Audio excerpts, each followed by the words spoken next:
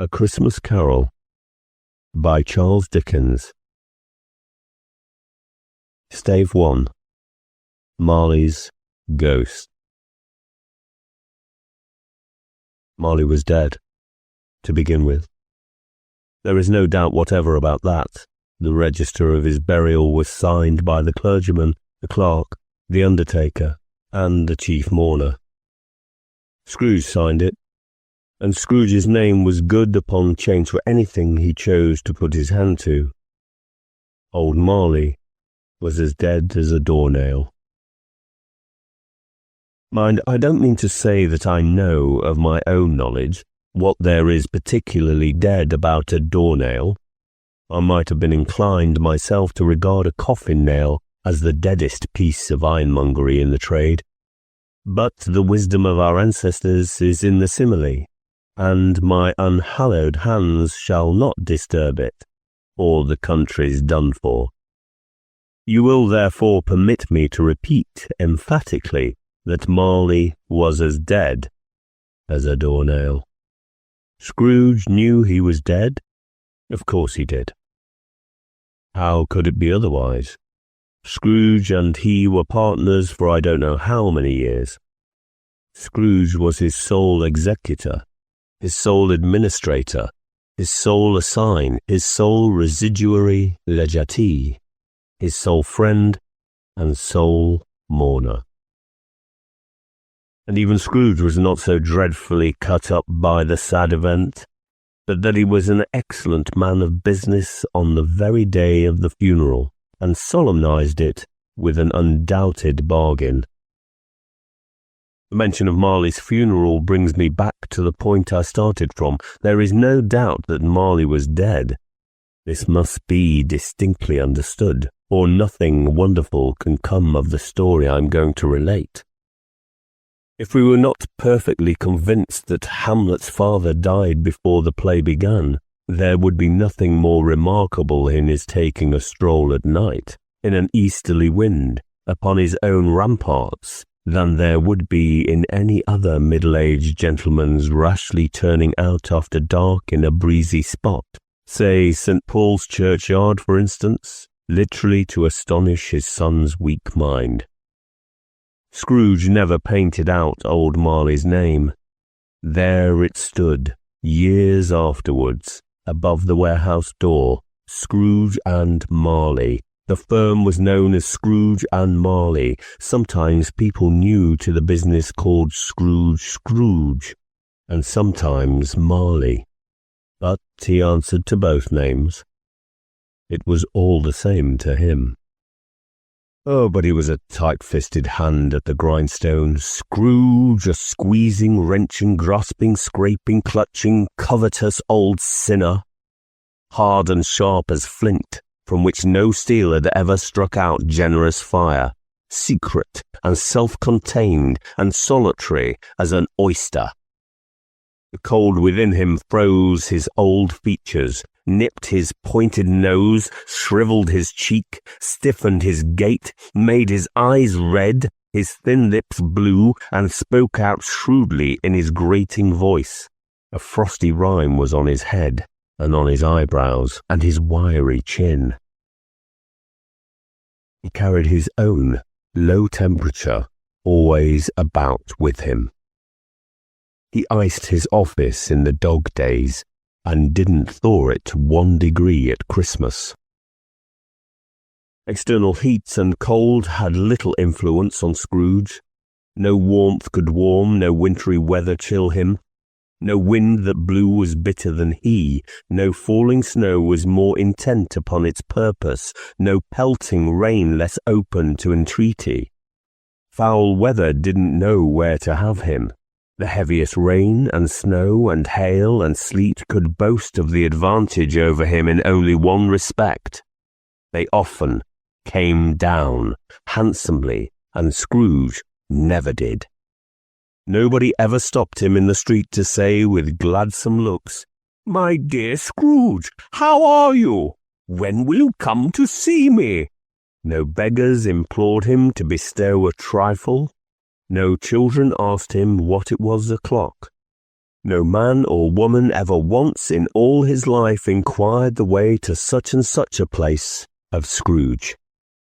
Even the blind men's dogs appeared to know him, and, when they saw him coming on, would tug their owners into doorways and up courts, and then would wag their tails as though they said, "No eye at all is better than an evil eye, dark master."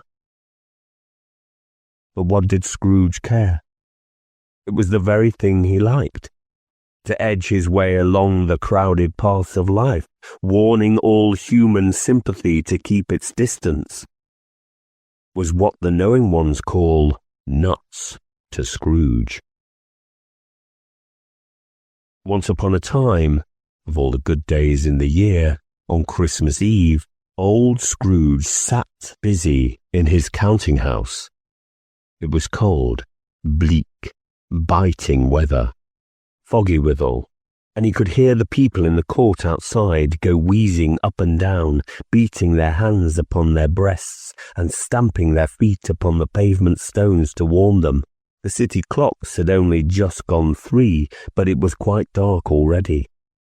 It had not been light all day, and candles were flaring in the windows of the neighbouring offices, like ruddy smears upon the palpable brown air. The fog came pouring in at every chink and keyhole, and was so dense without that, although the court was of the narrowest, the houses opposite were mere phantoms. To see the dingy cloud come drooping down, obscuring everything. One might have thought that nature lived hard by and was brewing on a large scale. The door of Scrooge's counting house was open, that he might keep his eye upon his clerk, who, in a dismal little cell beyond, a sort of tank, was copying letters. Scrooge had a very small fire, but the clerk's fire was so very much smaller that it looked like one coal. But he couldn't replenish it, for Scrooge kept a coal box in his own room, and so surely as the clerk came in with the shovel, the master predicted that it would be necessary for them to part. Wherefore the clerk put on his white comforter and tried to warm himself at the candle, in which effort, not being a man of strong imagination, he failed. "Merry Christmas, Uncle! God save you!" cried a cheerful voice. It was the voice of Scrooge's nephew, who came upon him so quickly that this was the first intimation he had of his approach. "Bah!" said Scrooge. "Humbug!" He had so heated himself with rapid walking in the fog and frost, this nephew of Scrooge's, that he was all in a glow. His face was ruddy and handsome, his eyes sparkled, and his breath smoked again. "A Christmas humbug, Uncle?" said Scrooge's nephew. "You don't mean that, I'm sure." "I do," said Scrooge. "Merry Christmas. What right have you to be merry? What reason have you to be merry? You're poor enough." "Come then," returned the nephew gaily. "What right have you to be dismal? What reason have you to be morose? You're rich enough." Scrooge, having no better answer ready on the spur of the moment, said, "Bah!" again, and followed it up with, "Humbug." "Don't be cross, Uncle," said the nephew. "What else can I be?" returned the uncle, "when I live in such a world of fools as this? Merry Christmas! Out upon Merry Christmas!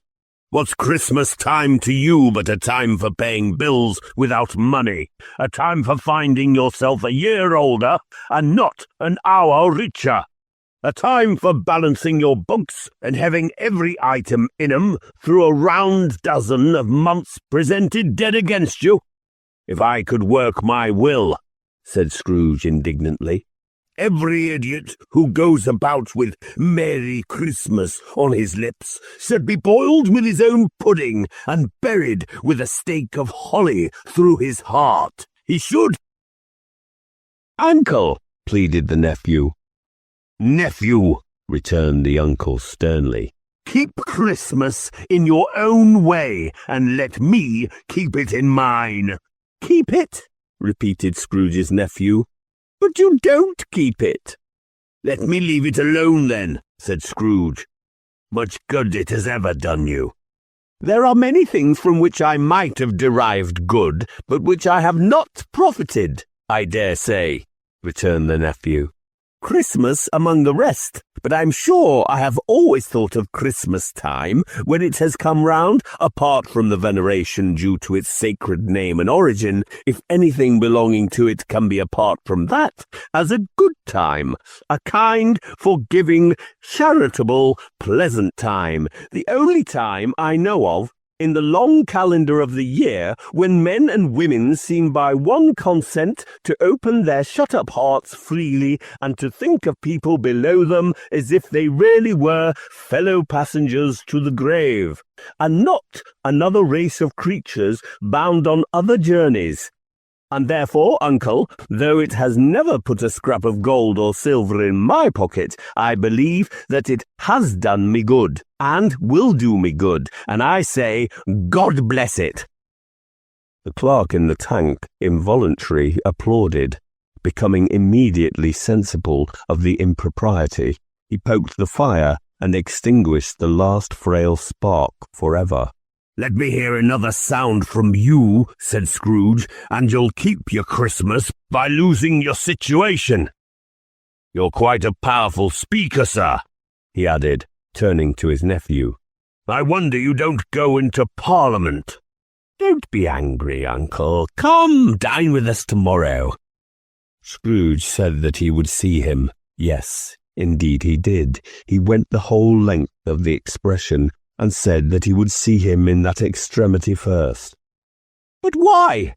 cried Scrooge's nephew. "Why?" "Why did you get married?" said Scrooge. "Because I fell in love." "Because you fell in love?" growled Scrooge, as if that were the only one thing in the world more ridiculous than a Merry Christmas. "Good afternoon." "Nay, uncle, but you never came to see me before that happened. Why give it as a reason for not coming now?" "Good afternoon," said Scrooge. "I want nothing from you. I ask nothing of you. Why cannot we be friends?" "Good afternoon," said Scrooge. "I am sorry with all my heart to find you so resolute. We've never had any quarrel to which I have been a party, but I have made the trial in homage to Christmas, and I'll keep my Christmas humour to the last. So, a Merry Christmas, uncle."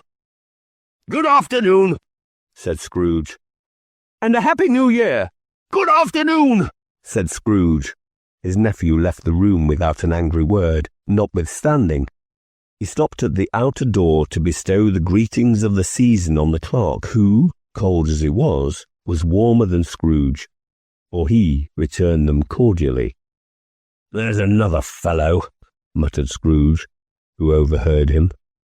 "My clerk with 15 shillings a week, and a wife and family talking about a Merry Christmas. I'll retire to Bedlam." This lunatic, in letting Scrooge's nephew out, had let 2 other people in. They were portly gentlemen, pleasant to behold, and now stood with their hats off in Scrooge's office. They had books and papers in their hands, and bowed to him. "Scrooge and Marley's, I believe," said one of the gentlemen, referring to his list. "Have I the pleasure of addressing Mr. Scrooge or Mr. Marley?" "Mr. Marley had been dead these 7 years," Scrooge replied. "He died 7 years ago, this very night. I have no doubt his liberality is well represented by his surviving partner," said the gentleman, presenting his credentials. It certainly was, for they had been 2 kindred spirits. At the ominous word liberality, Scrooge frowned and shook his head and handed the credentials back. "At this festive season of the year, Mr. Scrooge," said the gentleman, taking up a pen, "it is more than usually desirable that we should make some slight provision for the poor and destitute who suffer greatly at the present time. Many thousands are in want of common necessaries. Hundreds of thousands are in want of common comforts, sir." "Are there no prisons?" asked Scrooge. Plenty of prisons, said the gentleman, laying down the pen again. And the union workhouses? Demanded Scrooge. Are they still in operation? They are still, returned the gentleman. I wish I could say they were not. The treadmill and the poor law are in full vigour then, said Scrooge. Both very busy, sir. Oh, I was afraid from what you said at first that something had occurred to stop them in their usual course, said Scrooge. I am very glad to hear it. Under the impression that scarcely furnish Christian cheer of mind or body to the multitude, returned the gentleman, a few of us are endeavouring to raise a fund to buy the poor some meat and drink, and means of warmth. We choose this time because it is a time of all others when want is keenly felt, and abundance rejoices. What shall I put you down for? Nothing, Scrooge replied. Oh, you wish to be anonymous? I wish to be left alone, said Scrooge. Since you ask me what I wish, gentlemen, that is my answer. I don't make Merry Christmas at Christmas, and I can't afford to make idle people merry.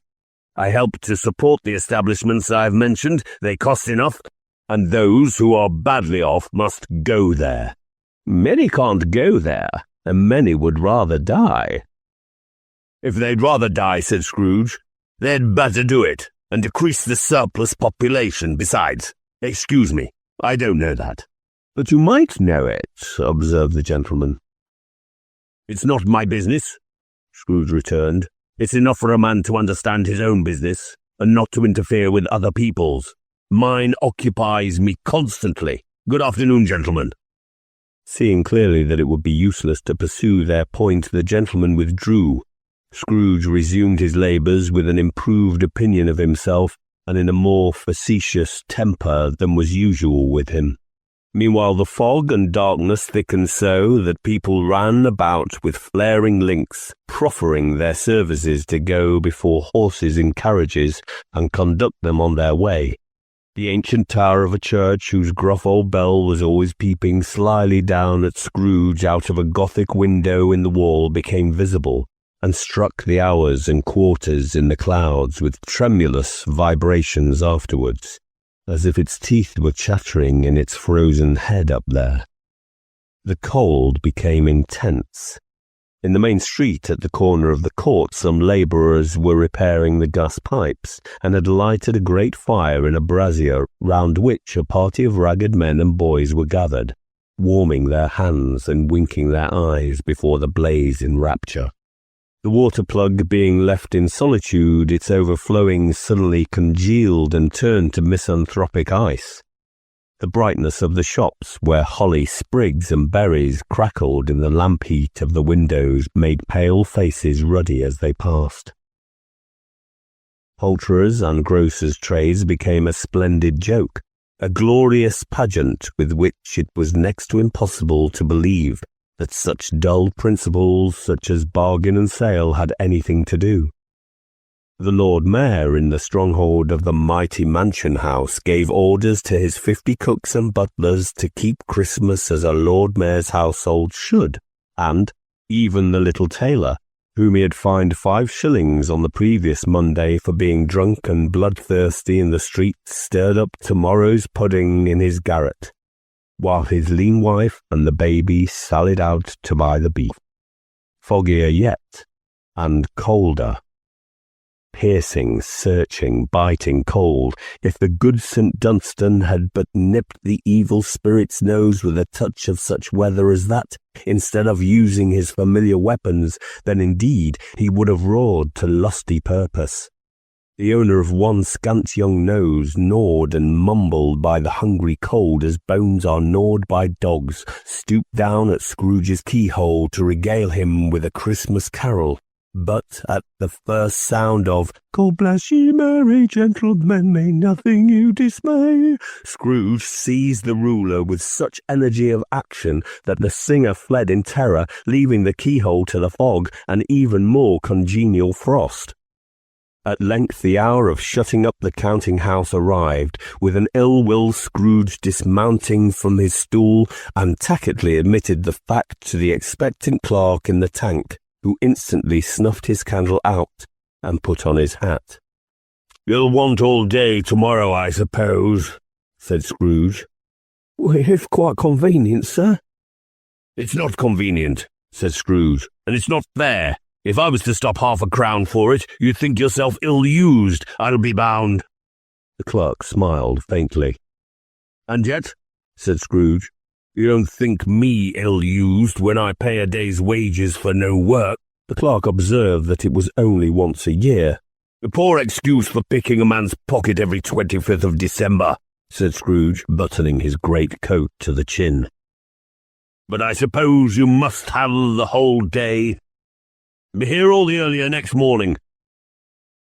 The clerk promised that he would, and Scrooge walked out with a growl. The office was closed in a twinkling, and the clerk, with the long ends of his white comforter dangling below his waist, for he boasted no great coat, went down a slide on Cornhill at the end of a lane of boys 20 times in honour of its being Christmas Eve, and then ran home to Camden Town as hard as he could pelt, to play at Blindman's Buff.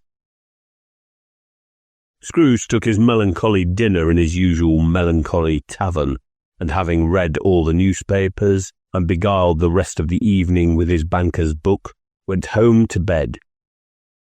He lived in chambers which had once belonged to his deceased partner.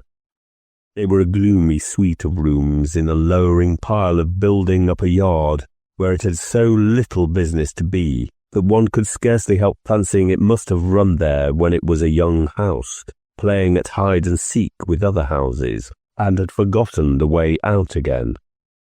It was old enough now and dreary enough, but nobody lived in it but Scrooge, the other rooms being all let out as offices. The yard was so dark that even Scrooge, who knew its every stone, was fain to grope with his hands. The fog and frost so hung about the black old gateway of the house that it seemed as if the genius of the weather sat in mournful meditation on the threshold. Now it is a fact that there was nothing at all particular about the knocker on the door, except that it was very large. It is also a fact that Scrooge had seen it, night and morning, during his whole residence in that place. Also that Scrooge had as little of what is called fancy about him as any man in the city of London, even including, which is a bold word, the corporation, alderman, and livery.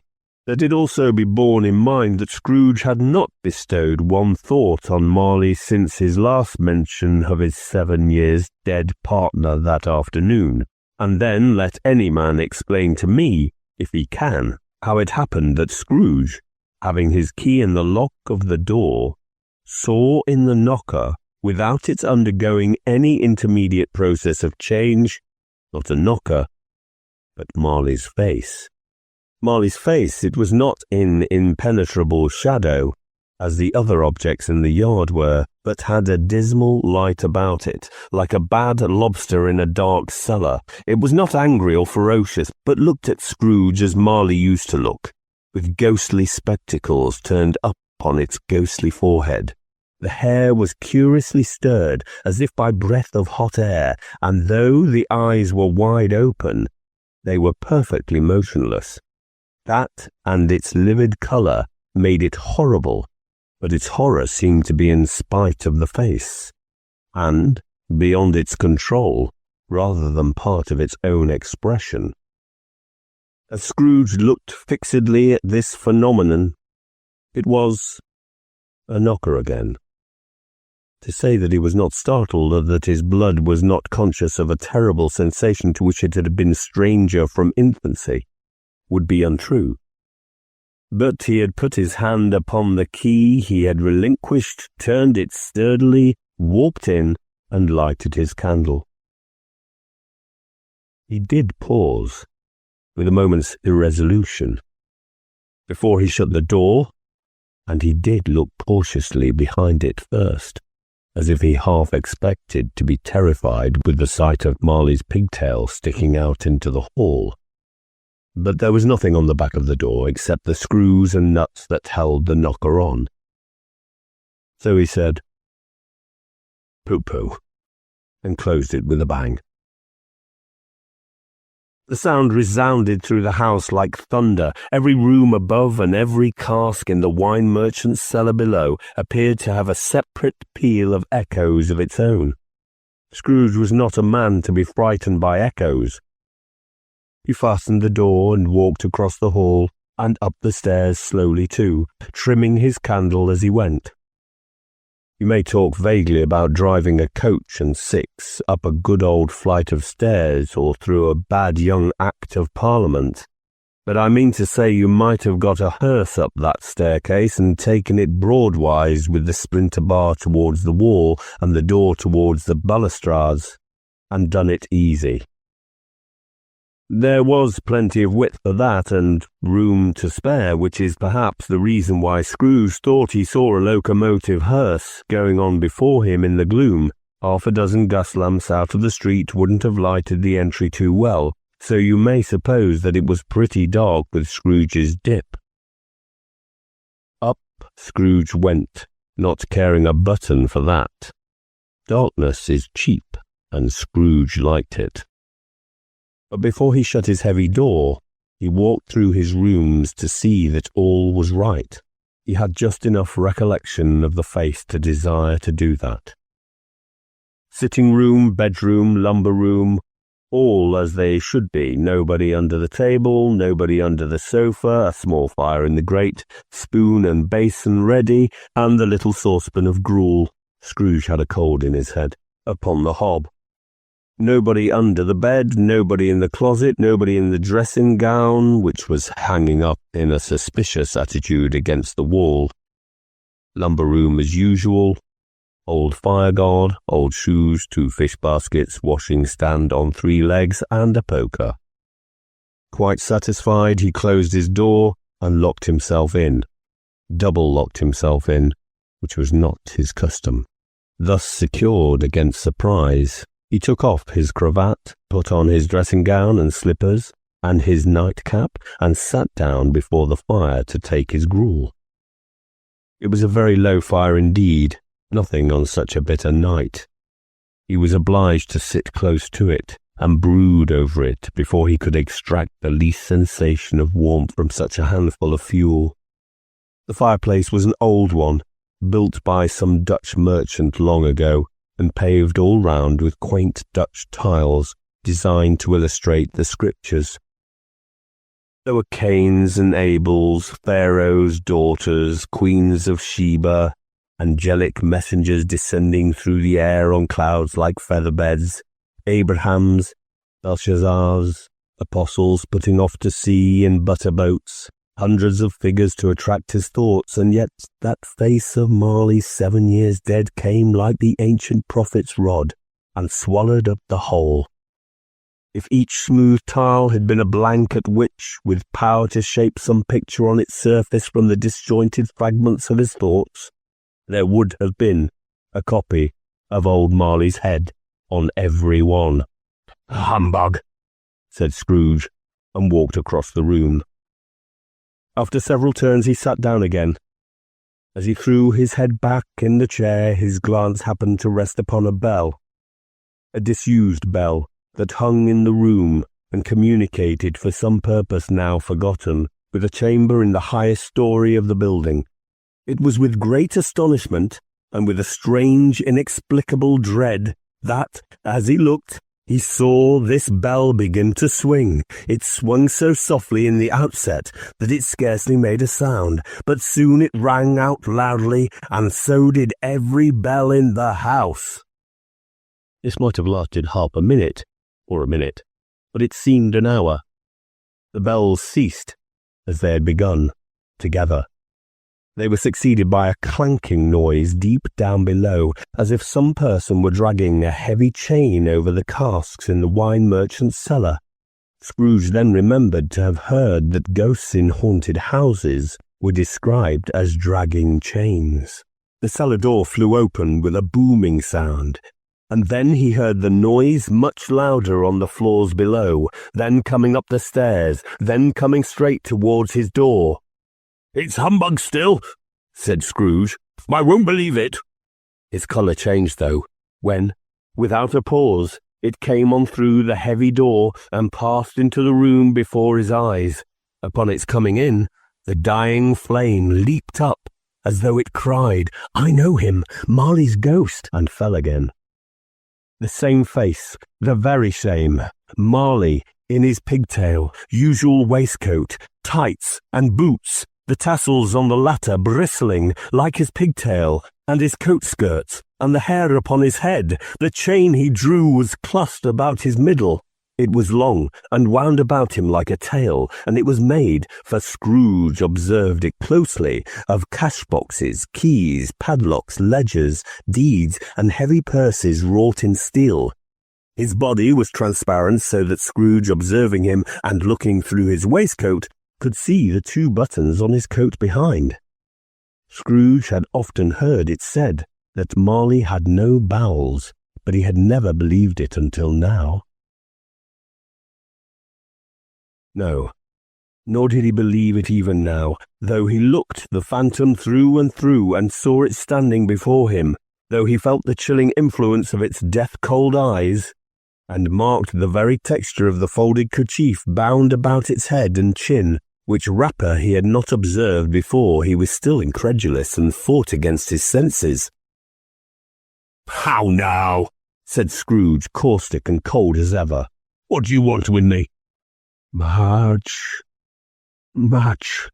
Marley's voice, no doubt about that. "Who are you?"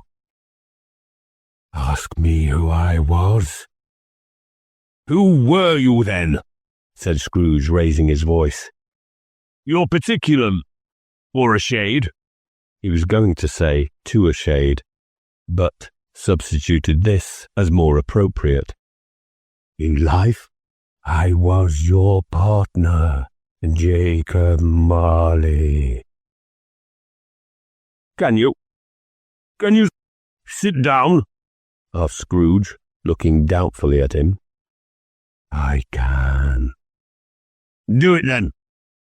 Scrooge asked the question because he didn't know whether a ghost so transparent might find himself in a condition to take a chair, and felt that, in the event of it being impossible, it might involve the necessity of an embarrassing explanation. But the ghost sat down on the opposite side of the fireplace as if he were quite used to it.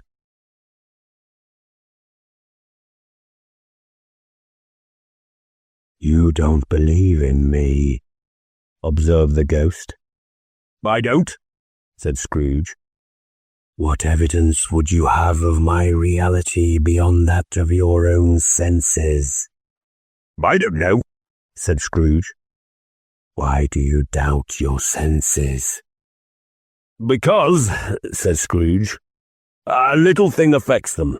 A slight disorder of the stomach makes them cheats. You may be an undigested bit of beef, a blot of mustard, a crumb of cheese, a fragment of an undone potato. There's more of gravy than of grave about you, whatever you are." Scrooge was not much in the habit of cracking jokes, nor did he feel in his heart by any means waggish then. The truth is that he tried to be smart as a means of distracting his own attention and keeping down his terror, for the spectre's voice disturbed the very marrow in his bones. To sit staring at those fixed, glazed eyes in silence for a moment would play, Scrooge felt, the very deuce with him. There was something very awful, too, in the spectre's being provided with an infernal atmosphere of his own. Scrooge could not feel it himself, but this was clearly the case. Although the ghost sat perfectly motionless, its hair and skirts and tassels were still agitated as by the hot vapour from an oven. "You see this toothpick?" said Scrooge, returning quickly to the charge for the reason just assigned and wishing, though it were only for a second, to divert the vision's stony gaze from himself. "I do," replied the ghost.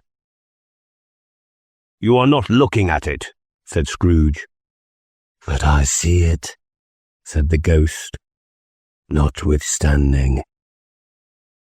"Well," returned Scrooge, "I have but to swallow this and be for the rest of my days persecuted by a legion of goblins, all my own creation. Humbug, I tell you, humbug!" At this the spirit raised a frightful cry, and shook at its chain with such dismal and appalling noise that Scrooge held on tight to his chair to save himself from falling in a swoon. But how much greater was his horror when the phantom, taking off the bandage round his head, as if it were too warm to wear indoors, its lower jaw dropped down upon its breast. Scrooge fell upon his knees and clasped his hands before his face. "Mercy," he said. "Dreadful apparition, why do you trouble me?" "Man of the worldly mind," replied the ghost, "do you believe in me or not?" "I do," said Scrooge. "I must, but why do spirits warm the earth, and why do they come to me?" "It is required of every man," the ghost returned, "that the spirit within him should walk abroad among his fellow men, and travel far and wide, and if that spirit goes not forth in life, it is condemned to do so after death. It is doomed to wander through the world. Oh, woe is me, and witness what it cannot share, but might have shared on earth, and turned to happiness." Again the spectre raised a cry and shook its chain and wrung its shadowy hands. "You are fettered," said Scrooge, trembling. "Tell me why." "I wear the change I forged in life," replied the ghost. "I made it link by link and yard by yard. I girded it on of my own free will, and of my own free will I wore it. Is its pattern strange to you?" Scrooge trembled more and more. "Or would you know," pursued the ghost, "the weight and length of the strong coil you bear yourself? It was full, as heavy and as long as this 7 Christmas Eves ago. You have laboured on it since. It is a ponderous chain." Scrooge glanced about him on the floor in the expectation of finding himself surrounded by some 50 or 60 fathoms of iron cable, but he could see nothing. "Jacob," he said imploringly. "Oh, Jacob Marley, tell me more. Speak comfort to me, Jacob." "I am none to give," the ghost replied. "It comes from other regions, Ebenezer Scrooge, and is conveyed by other ministers to other kinds of men. Nor can I tell you what I would. A very little more is all permitted to me. I cannot rest, I cannot stay, I cannot linger anywhere. My spirit never walked beyond a counting-house. Mark me, in life my spirit never roved beyond the narrow limits of our money-changing hole, and weary journeys lie before me." It was a habit with Scrooge, whenever he became thoughtful, to put his hands in his breeches pockets, pondering on what the ghost had said. He did so now, but without lifting up his eyes or getting off his knees. "You must have been very slow about it, Jacob," Scrooge observed in a business-like manner, though with humility and deference. "Slow?" the ghost repeated. 7 years dead," mused Scrooge, "and travelling all the time." "The whole time," said the ghost. "No rest, no peace. Incessant torture unreborn." "You travel fast?" said Scrooge. "On the whims of the wind," replied the ghost. "You might have got over a great quantity of ground in 7 years." said Scrooge. The ghost, on hearing this, set up another cry, and clanked its chains so hideously in the dead silence of the night that the ward would have been justified in indicating it for a nuisance. "Oh, captive, bound and double-ironed," cried the phantom, "not to know that ages of incessant labour by immortal creatures for this earth must pass into eternity before the good of which it is susceptible is all developed. Not to know that any Christian spirit working kindly in its little sphere, whatever it may be, will find its immortal life too short for its vast means of usefulness. Not to know that no space of regret can make amends for one's life opportunities misused. Yet such was I. Oh, such was I." "But you were always a good man of business, Jacob," faltered Scrooge, who now began to apply this to himself. "Business?" cried the ghost, wringing its hands again. "Mankind was my business. The common welfare was my business. Charity, mercy, forbearance, and benevolence were all my business. The dealings of my trade were but a drop of water in the comprehensive ocean of my business." It held up its chain at arm's length as if that were the cause of all its unavailing grief, and flung it heavily upon the ground again. "At this time of the rolling year," the spectre said, "I suffer most. Why did I walk through crowds of fellow beings with my eyes turned down, and never raise them to that blessed star which led the wise men to a poor abode? Were there no poor homes to which its light would have conducted me?" Scrooge was very much dismayed to hear the spectre going on at this rate, and began to quake exceedingly. "Hear me," cried the ghost. "My time is nearly gone." "I will," said Scrooge. "But don't be hard upon me. Don't be flowery, Jacob, pray." "How it is that I appear before you in a shape that you can see, I may not tell. I have sat invisible beside you many and many a day." It was not an agreeable idea. Scrooge shivered and wiped the perspiration from his brow. "That is no light part of my penance," pursued the ghost. "I am here tonight to warn you that you have yet a chance and hope of escaping my fate, a chance and hope of my procuring Ebenezer." "You were always a good friend to me," said Scrooge. "Thank you." "You will be haunted," resumed the ghost, "by 3 spirits." Scrooge's countenance fell almost as low as the ghost had done. "Is that the chance and hope you mentioned, Jacob?" he demanded in a faltering voice.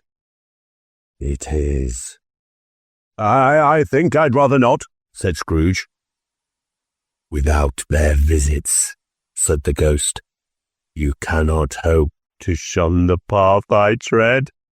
Expect the first tomorrow, when the bell tolls 1. "Couldn't I take 'em all at once and have it over, Jacob?" hinted Scrooge.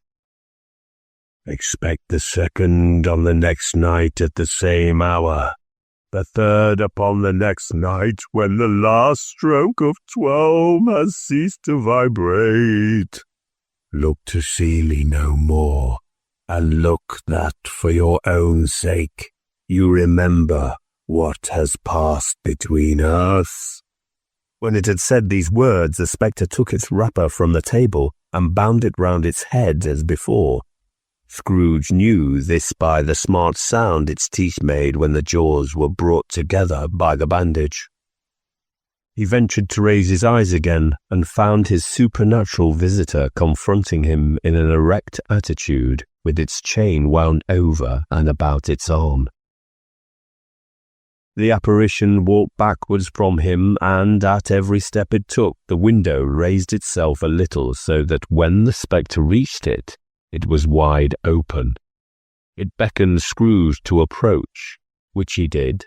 When they were within 2 paces of each other, Marley's ghost held up its hand, warning him to come no nearer. Scrooge stopped, not so much in obedience as in surprise and fear, for on the raising of the hand he became sensible of confused noises in the air, incoherent sounds of lamentation and regret, wailings, inexpressibly sorrowful and self-accusatory. The spectre, after listening for a moment, joined in the mournful dirge and floated out upon the bleak, dark night. Scrooge followed to the window, desperate in his curiosity. He looked out. The air was filled with phantoms wandering hither and thither in restless haste, and moaning as they went. Every one of them wore chains like Marley's ghost. Some few, they might be guilty governments, were linked together. None were free.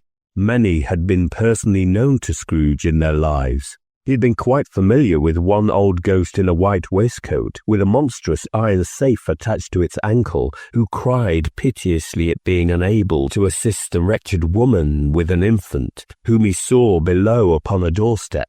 The misery with them all was, clearly, that they sought to interfere for good in human matters, and had lost the power for ever.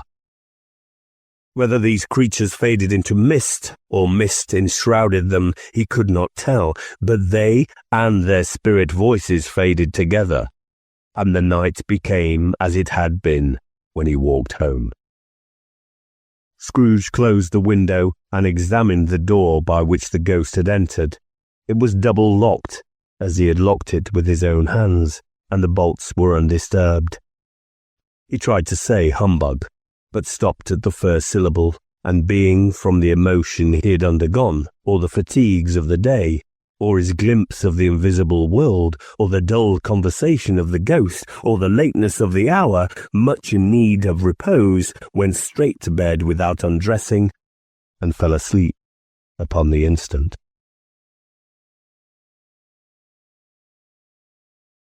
Stave 2. The first of the 3 spirits. When Scrooge awoke, it was so dark that looking out of the bed, he could scarcely distinguish the transparent window from the opaque walls of his chamber. He was endeavouring to pierce the darkness with his ferret eyes, when the chimes of a neighbouring church struck the 4 quarters, so he listened for the hour. To his great astonishment, the heavy bell went on from 6 to 7, and from 7 to 8, and regularly up to 12, then stopped. 12? It was past 2 when he went to bed. The clock was wrong. An icicle must have got into the works. 12. He touched the spring of his repeater to correct this most preposterous clock. Its rapid little pulse beat 12 and stopped.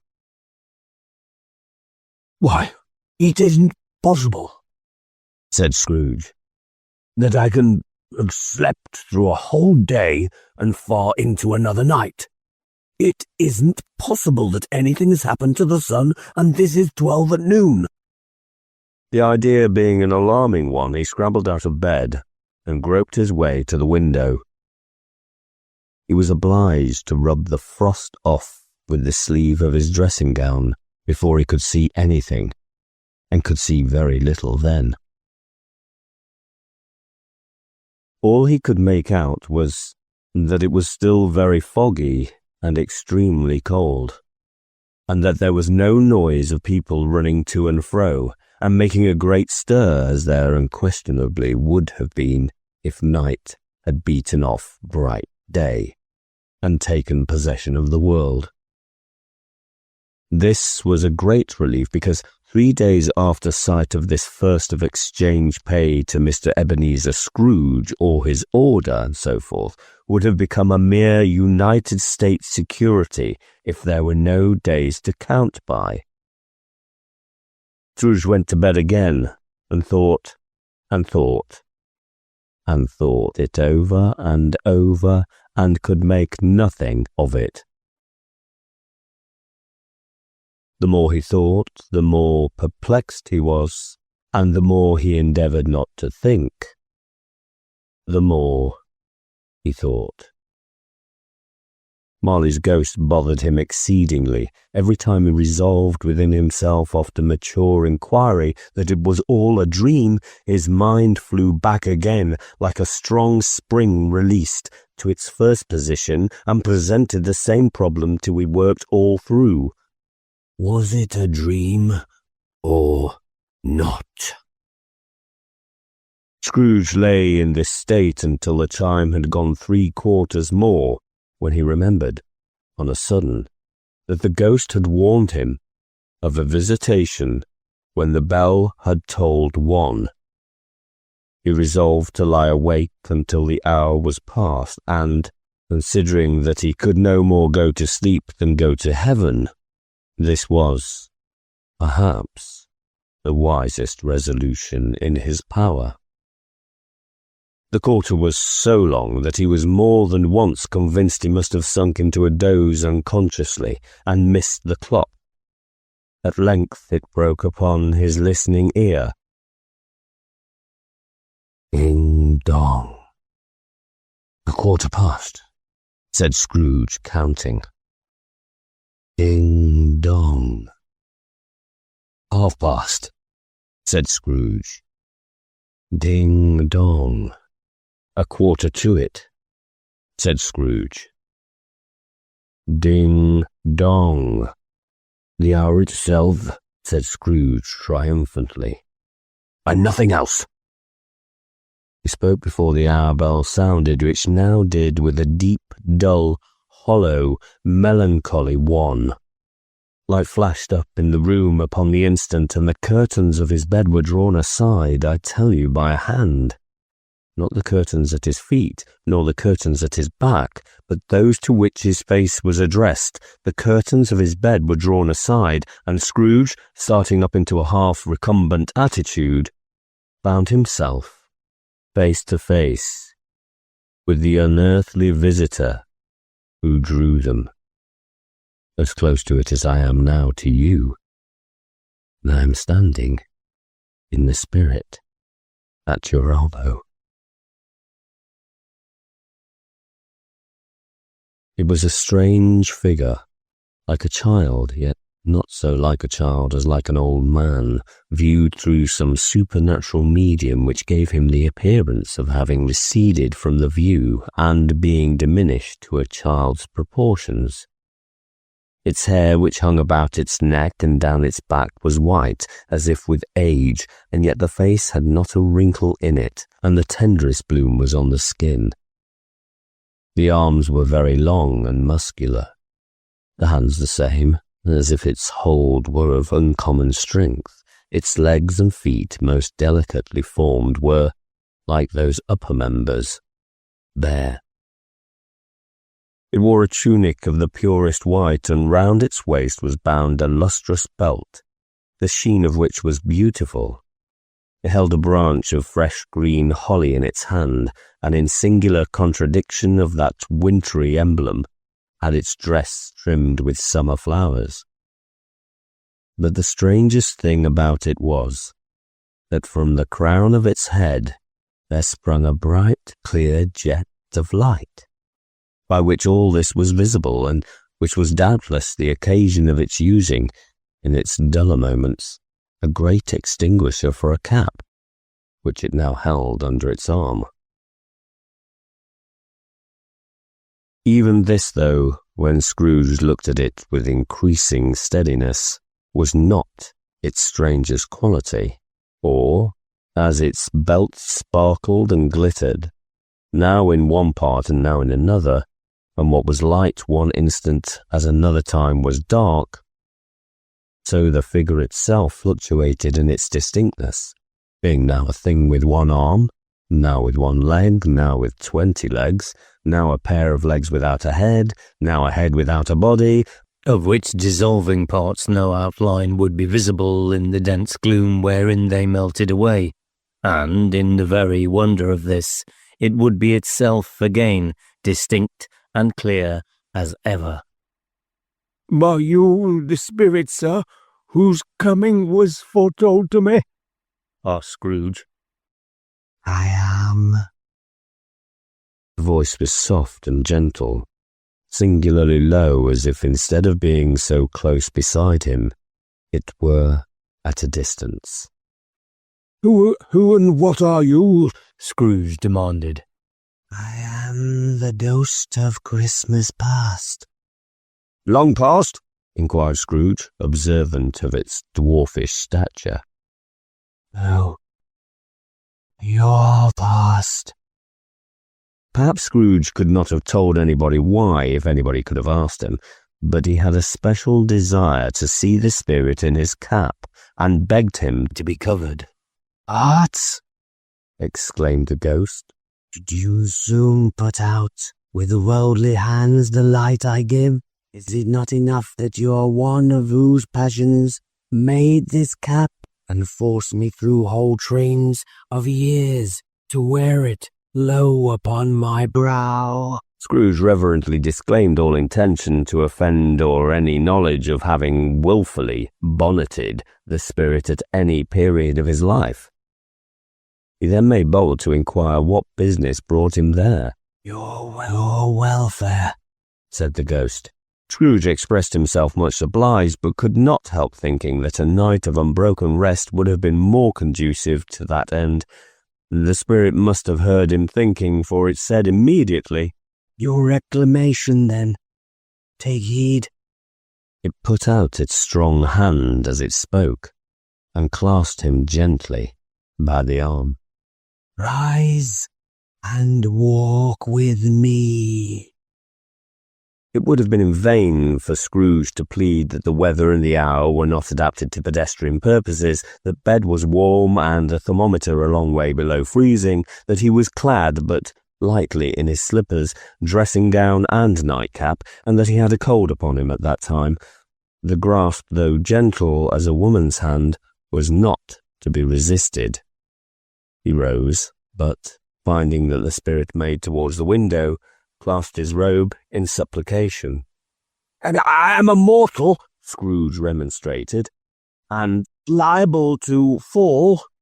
"Bear but touch of my hand there," said the spirit, laying it upon his heart, "and you shall be upheld in more than this."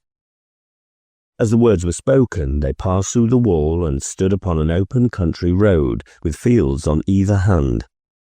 The city had entirely vanished. Not a vestige of it was to be seen. The darkness and the mist had vanished with it, for it was a clear, cold winter day, with the snow upon the ground. "Good heaven," said Scrooge, clasping his hands together as he looked about him. "I was bred in this place. I was a boy here." The spirit gazed upon him mildly. Its gentle touch, though it had been light and instantaneous, appeared still present to the old man's sense of feeling. He was conscious of 1,000 odours floating in the air, each one connected with 1,000 thoughts and hopes and joys and cares long, long forgotten. "Your lip is trembling," said the ghost. "And what is that upon your cheek?" Scrooge muttered with an unusual catching in his voice that it was a pimple, and begged the ghost to lead him where he would. "You recollect the way?" inquired the spirit. "Remember it," cried Scrooge with fervour. "If I could walk it blindfold." "Strange to have forgotten it for so many years," observed the ghost. "Let us go on." They walked along the road, Scrooge recognising every gate and post and tree, until a little market town appeared in the distance, with its bridge, its church, and winding river. Some shaggy ponies now were seen trotting towards them with boys upon their backs. who called to other boys in country gigs and carts, driven by farmers. All these boys in great spirits and shouted to each other until the broad field was so full of merry music that the crisp air laughed to hear it. "These are but shadows of the things that have been," said the ghost. "They have no consciousness of us." The jocund travellers came on, and as they came, Scrooge knew and named them everyone. Why was he rejoiced beyond all bounds to see them? Why did his cold eye glisten, and his heart leap up as they went past? Why was he filled with gladness when he heard them give each other Merry Christmas, as they parted at crossroads and byways for their several homes? His Merry Christmas to Scrooge? Out upon Merry Christmas! What good had it ever done to him? The school is not quite... They left the high road by a well-remembered lane, and soon approached a mansion of dull red brick with a little weathercock, surmounted cupola on the roof, and a bell hanging in it. It was a large house, but one of broken fortunes, for the spacious offices were little used. Their walls were damp and mossy, their windows broken, and their gates decayed. Fowls clucked and strutted in the stables, and the coach-houses and sheds were overrun with grass. Nor was it more retentive of its ancient state within for entering the dreary hall and glancing through the open doors of many rooms. They found them poorly furnished, cold, and vast. There was an earthly savour in the air, a chilly bareness in the place, which associated itself somehow with too much getting up by candlelight and not too much to eat. They went, the ghost and Scrooge, across the hall to a door at the back of the house. It opened before them, and disclosed a long, bare, melancholy room, made barer still by lines of plain deal forms and desks.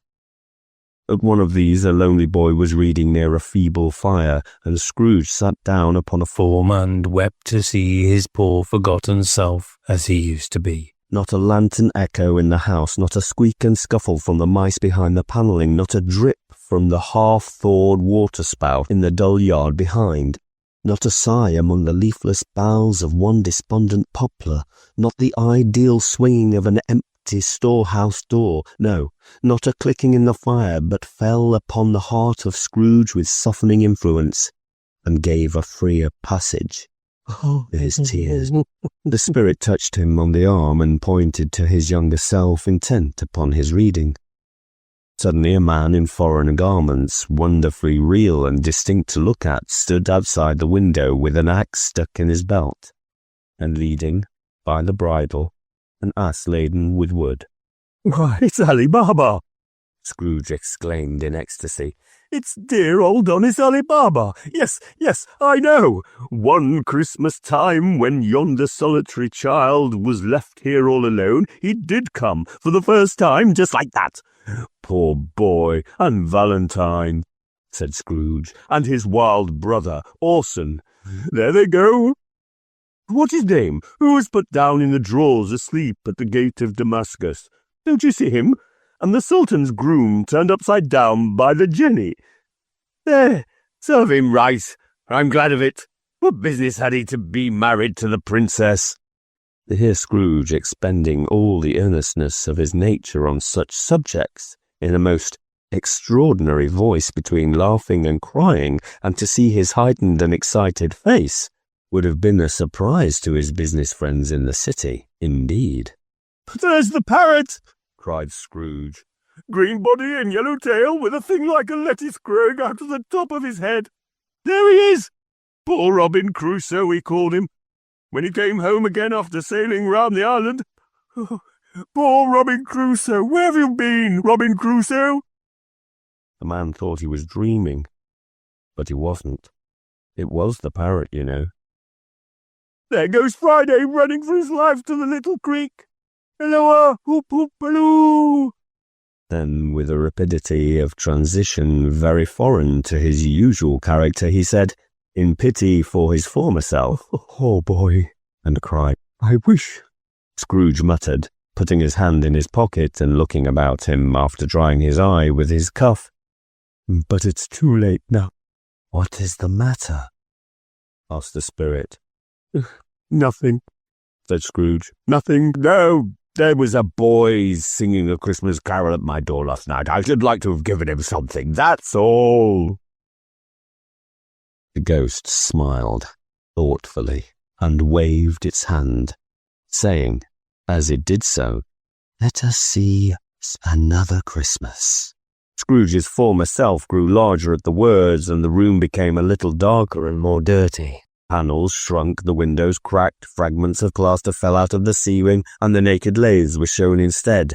But how all this was brought about, Scrooge knew no more than you do. He only knew that it was quite correct, that everything had happened so, that there he was, alone again, when all the other boys had gone home for the jolly holidays. He was not reading now, but walking up and down despairingly.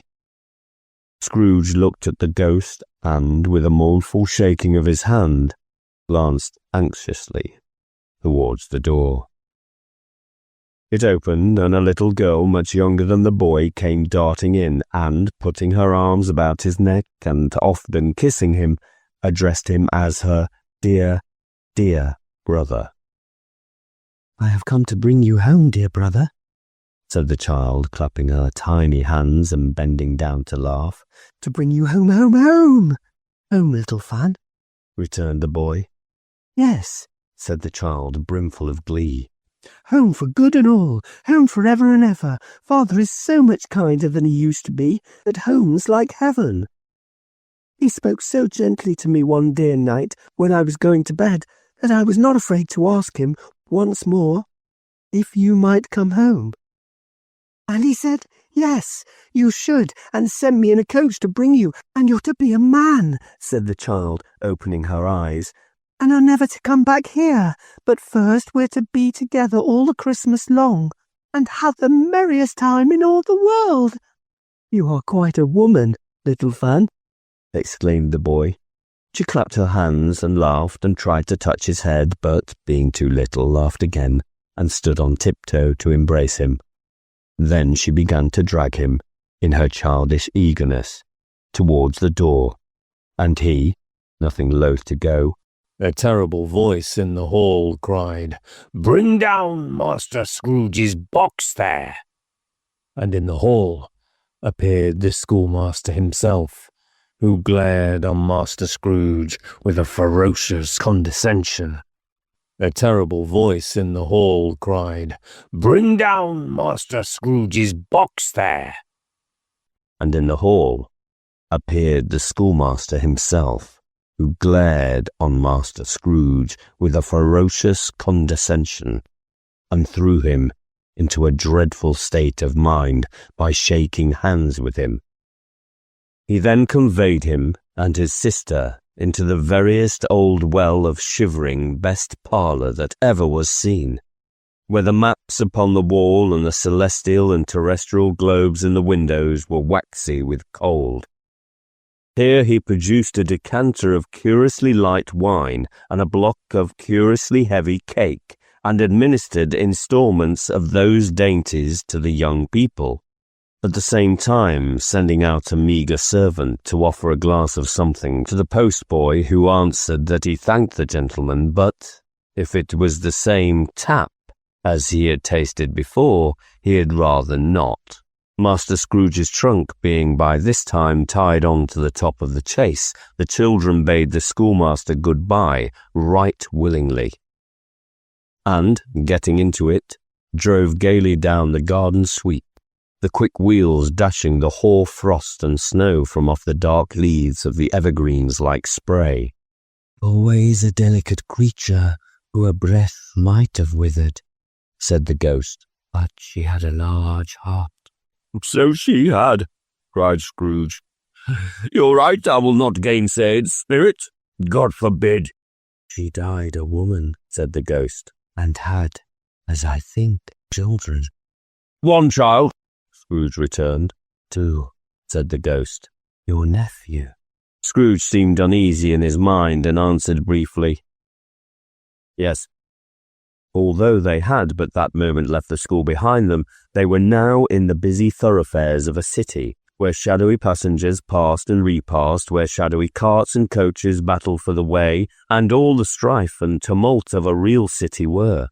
It was made plain enough by the dressing of the shops that here, too, it was Christmas time again. But it was evening, and the streets were lighted up. The ghost stopped at a certain warehouse door and asked Scrooge if he knew it. "Know it?" said Scrooge. "Was I apprenticed here?" They went in, at sight of an old gentleman in a Welsh wig sitting behind such a high desk that if he had been 2 inches taller, he must have knocked his head against the ceiling. Scrooge cried in a great excitement, "Why, it's old Fezziwig! Bless his heart! It's Fezziwig alive again!" Old Fezziwig laid down his pen and looked up at the clock, which pointed to the hour of 7. He rubbed his hands, adjusted his capacious waistcoat, laughed all over himself, from his shoes to his organ of benevolence, and called out, in a comfortable, oily, rich, fat, jovial voice, "You there, Ebenezer! Dick!" Scrooge's former self, now grown a young man, came briskly in, accompanied by his fellow prentice.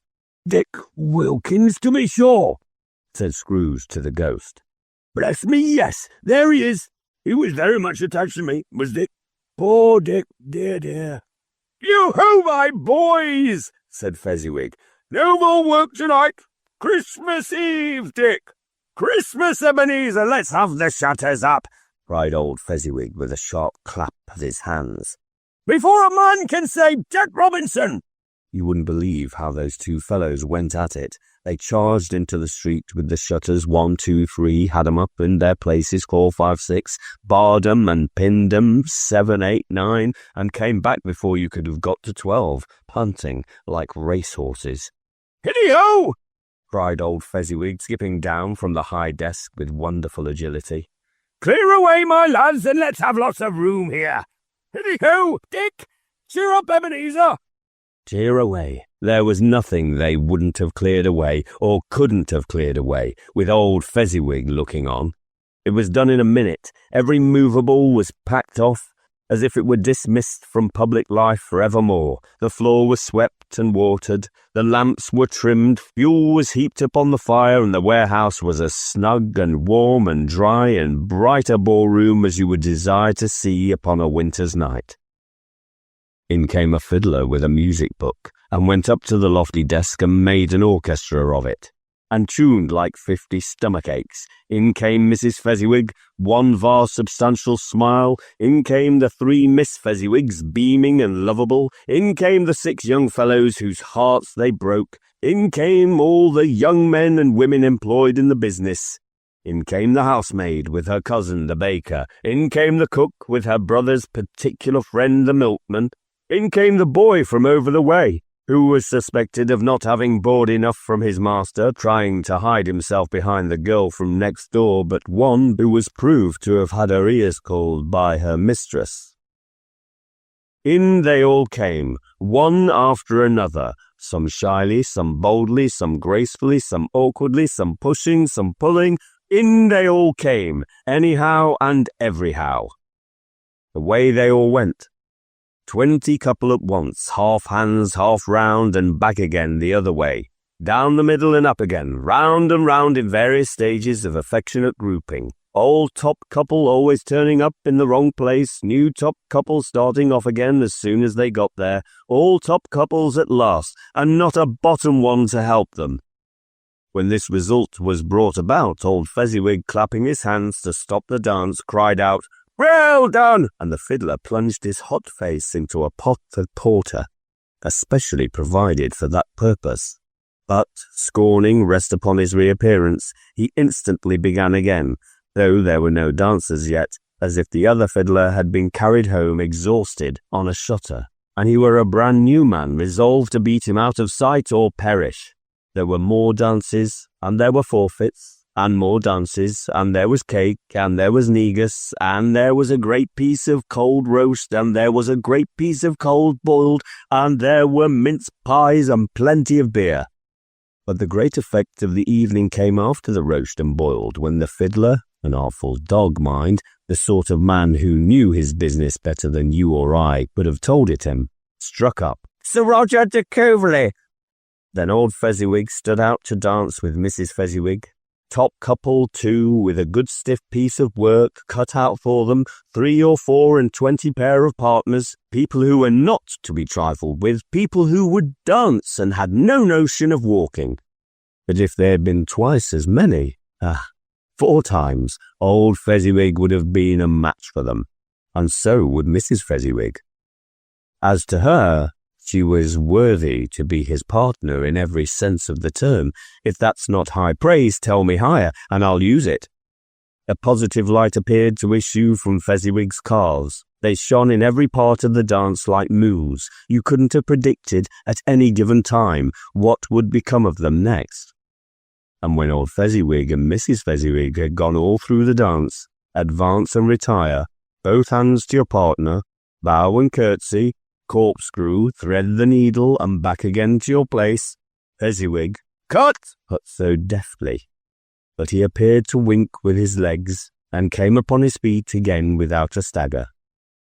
When the clock struck 11, this domestic ball broke up. Mr. and Mrs. Fezziwig took their stations, one on either side the door, and shaking hands with every person individually, as he or she went out, wished him or her a Merry Christmas. When everybody had retired but the 2 prentices, they did the same to them, and thus the tearful voices died away, and the lads were left to their beds, which were under a counter in the back shop.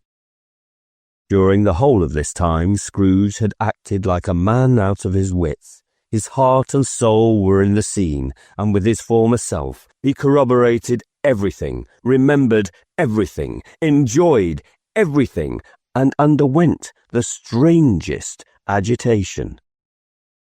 It was not until now, when the bright faces of his former self and Dick were turned from them, that he remembered the ghost, and became conscious that it was looking full upon him, while the light upon its head burnt very clear. "A small matter," said the ghost, "to make these silly folks so full of gratitude." "Small," echoed Scrooge. The spirit signed to him to listen to the 2 apprentices, who were pouring out their hearts in praise of Fezziwig, and, when he had done so, said, "Why is it not? He has spent but a few pounds of your mortal money, 3 or 4 perhaps. Is that so much that he deserves this praise?" "It isn't that," said Scrooge, heated by the remark, and speaking unconsciously like his former, not his latter self. "It isn't that, spirit. He has the power to render us happy or unhappy, to make our service light or burdensome, a pleasure or a toil. Say that his power lies in words and looks, in things so slight and insignificant that it is impossible to add and count 'em up. What then? The happiness he gives is quite as great as if it cost a fortune." He felt the spirit's glance, and stopped. "What is the matter?" asked the ghost. "Nothing particular," said Scrooge. "Something, I think," the ghost insisted. "No," said Scrooge. "No, I should like to be able to say a word or two to my clerk just now, that's all." His former self turned down the lamps as he gave utterance to the wish, and Scrooge and the ghost again stood side by side in the open air. "My time grows short," observed the spirit. "But this was not addressed to Scrooge or to anyone whom he could see, but it produced an immediate effect, for again Scrooge saw himself. He was older now, a man in the prime of life. His face had not the harsh and rigid lines of later years, but it had begun to wear the signs of care and avarice. There was an eager, greedy, restless motion in the eye which showed the passion that had taken root, and where the shadow of the growing tree would fall. He was not alone, but sat side by side of a fair young girl in a mourning dress, in whose eyes there were tears, which sparkled in the light that shone out of the ghost of Christmas past. "It matters little," she said softly. "To you, very little. Another idol has displaced me. And if it can't cheer and comfort you in time to come, as I would have tried to, I have no just cause to grieve." "What idol has displaced you?" he rejoined. "A golden one." "This is the even-handed dealing of the world," he said. "There is nothing on which it is so hard as poverty, and there is nothing it professes to condemn with such severity as the pursuit of wealth." "You fear the world too much," she answered gently. "All your other hopes have merged into the hope of being beyond the chance of its sordid reproach. I have seen your nobler aspirations fall off one by one until the master passion, gain, engrosses you, have I not?" "What then?" he retorted. "Even if I have grown so much wiser, what then? I'm not changed towards you." She shook her head. "Am I?" "Our contract is an old one. It was made when we were both poor and content to be so, until, in good season, we could improve our worldly fortune by our patient industry. You are changed. When it was made, you were another man." "I was a boy," he said impatiently. "Your own feelings tell you that you are not what you are," she returned. "I am that which promised happiness when we were one in heart is fraught with misery now that we are two. How often and how keenly I have thought of this, and I will not say. It is enough that I have thought of it and can release you." "Have I ever sought release?" "In words, no. Never." "In what then?"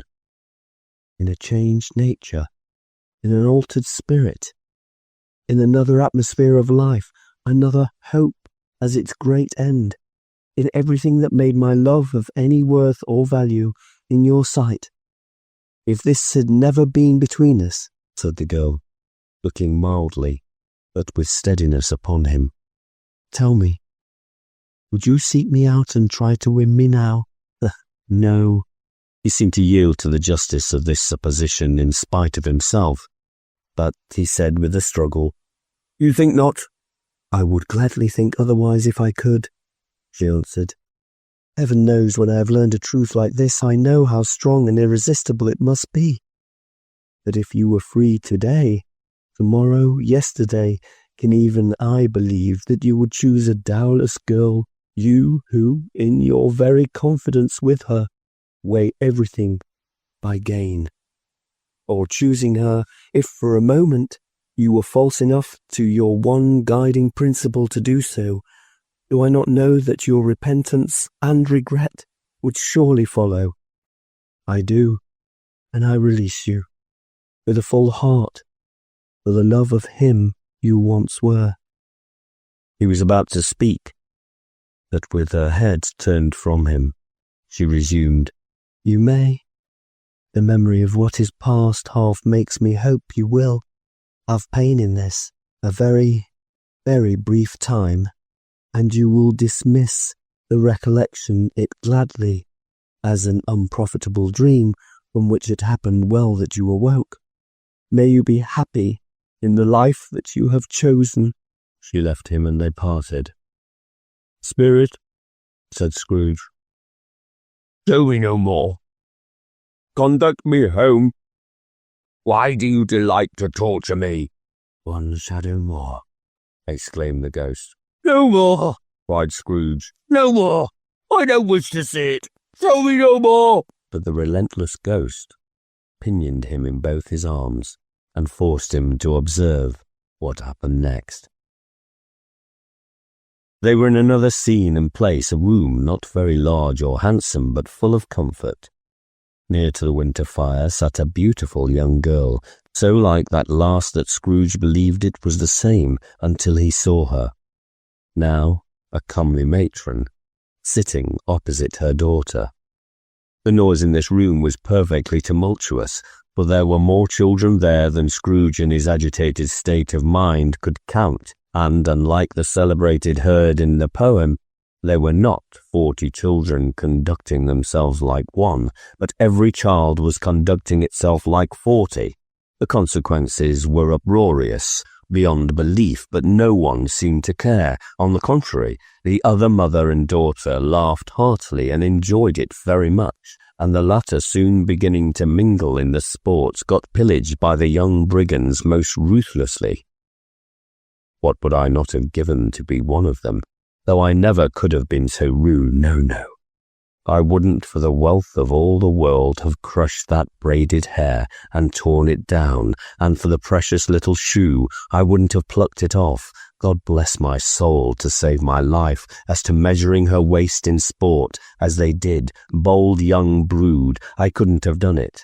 I should have expected my arm to have grown round it for a punishment, and never come straight again, and yet I should have dearly liked, I own, to have touched her lips, to have questioned her, that she might have opened them, to have looked upon the lashes of her downcast eyes, and never raised a blush, to have let loose waves of hair, an inch of which would be a keepsake beyond price. In short, I should have liked, I do confess, to have had the lightest license of a child, and yet to have been man enough to know its value. But now a knocking at the door was heard, and such a rush immediately ensued that she, with laughing face and plundered dress, was borne toward it in the centre of a flushed and boisterous group, just in time to greet the father, who came home attended by man laden with Christmas toys and presents. Then the shouting and the struggling and the onslaught that was made on the defenceless porter, the scaling him with chairs for ladders to dive into his pockets, despoil him of brown paper parcels, hold on tight by his cravat, hug him around the neck, pummel his back, and kick his legs in irrepressible affection. The shouts of wonder and delight with which the development of every package was received, the terrible announcement that the baby had been taken in the act of putting a doll's frying pan into his mouth, and was more than suspected of having swallowed a fictitious turkey, glued on a wooden platter.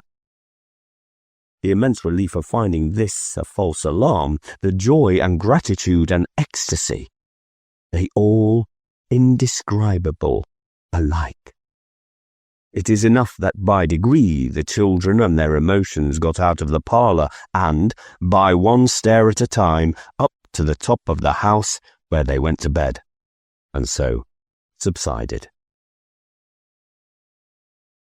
And now Scrooge looked on more attentively than ever, when the master of the house, having his daughter leaning fondly on him, sat down with her and her mother at his own fireside, and when he thought that such another creature, quite as graceful and as full of promise, might have called him father, and been a springtime in the haggard winter of his life, his sight grew very dim indeed. "Well," said the husband, turning to his wife with a smile, "I saw an old friend of yours this afternoon." "Who was it?" "Guess." "How can I? Perhaps don't I know?" he added in the same breath, laughing as he laughed. "Mr. Scrooge was. I passed his office window, and as it was not shut up, and he had a candle inside, I could scarcely help seeing him. His partner lies upon the point of death, I hear, and there he sat alone. Quite alone in the world, I do believe."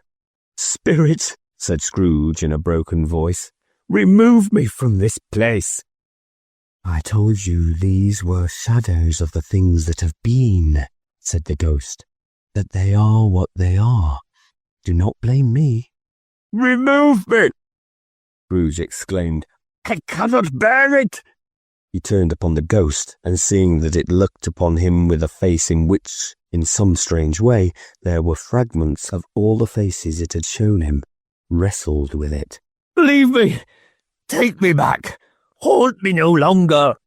In the struggle, if that can be called a struggle in which the ghost, with no visible resistance on its own part, was undisturbed by any effort of its adversary, Scrooge observed that its light was burning high and bright, and dimly connected that with its influence over him. He seized the extinguisher cap, and lay by a sudden action pressed it down upon its head. The spirit dropped beneath it, so that the extinguisher covered its whole form, but, though Scrooge pressed it down with all his force, he could not hide the light, which streamed from under it in an unbroken flood upon the ground. He was conscious of being exhausted and overcome by an irresistible drowsiness, and, further, of being in his own bedroom, he gave the cap a parting squeeze, in which his hand relaxed, and had barely time to reel to bed, before he sank into a heavy sleep.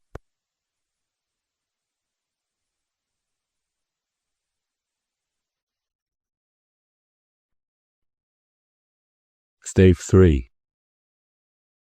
The second of the three spirits. Awakening in the middle of a prodigiously tough snore, and sitting up in bed to get his thoughts together, Scrooge had no occasion to be told that the bell was again upon the stroke of 1.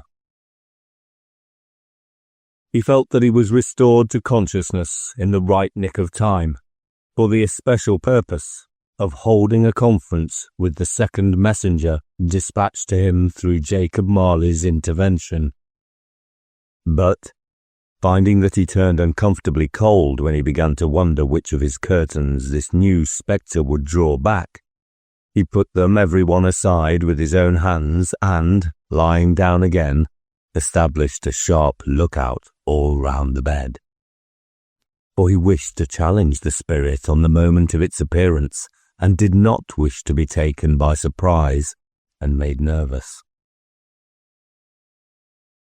Gentlemen of the free and easy sort, who plume themselves on being acquainted with a move or two and being usually equal to the time of day, express the wide range of their capacity for adventure by observing that they are good for anything from pitch and toss to manslaughter, between which opposite extremes, no doubt, there lies a tolerably wide and comprehensive range of subjects.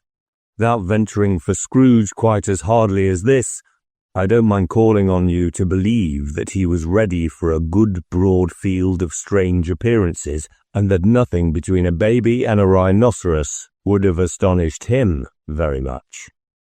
Now, being prepared for almost anything, he was not by any means prepared for nothing, and consequently, when the bell struck 1 and no shape appeared, he was taken with a violent fit of trembling. 5 minutes, 10 minutes, a quarter of an hour went by, yet nothing came. All this time he lay upon his bed, the very core and centre of a blaze of ruddy light which streamed upon it when the clock proclaimed the hour, and which, being only light, was more alarming than a dozen ghosts, as he was powerless to make out what it meant or would be at, and was sometimes apprehensive that he might be at that very moment an interesting case of spontaneous combustion without having the consolation of knowing it. At last, however, he began to think, as you or I would have thought at first, for it is always the person not in the predicament who knows what ought to have been done in it, and would have unquestionably have done it too. At last, I say, he began to think that the source and secret of this ghostly light might be in the adjoining room, from whence, on further tracing it, it seemed to shine. This idea taking full possession of his mind, he got up softly and shuffled in his slippers to the door. The moment Scrooge's hand was on the lock, a strange voice called him by his name and bade him enter. He obeyed. It was his own room, there was no doubt about that, but it had undergone a surprising transformation. The walls and ceiling were so hung with living green that it looked a perfect grove, from every part of which bright gleaming berries glistened. The crisp leaves of holly, mistletoe, and ivy reflected back the light, as if so many little mirrors had been scattered there, and such a mighty blaze went roaring up the chimney as that dull petrification of hearth had never known in Scrooge's time or Marley's, or for many and many a winter season gone. Heaped up on the floor to form a kind of throne were turkeys, geese, game, poultry, brawn, great joints of meat, suckling pigs, long wreaths of sausages, mince pies, plum puddings, barrels of oysters, red-hot chestnuts, cherry-cheeked apples, juicy oranges, luscious pears, immense 12 cakes, and seething bowls of punch that made the chamber dim with their delicious steam.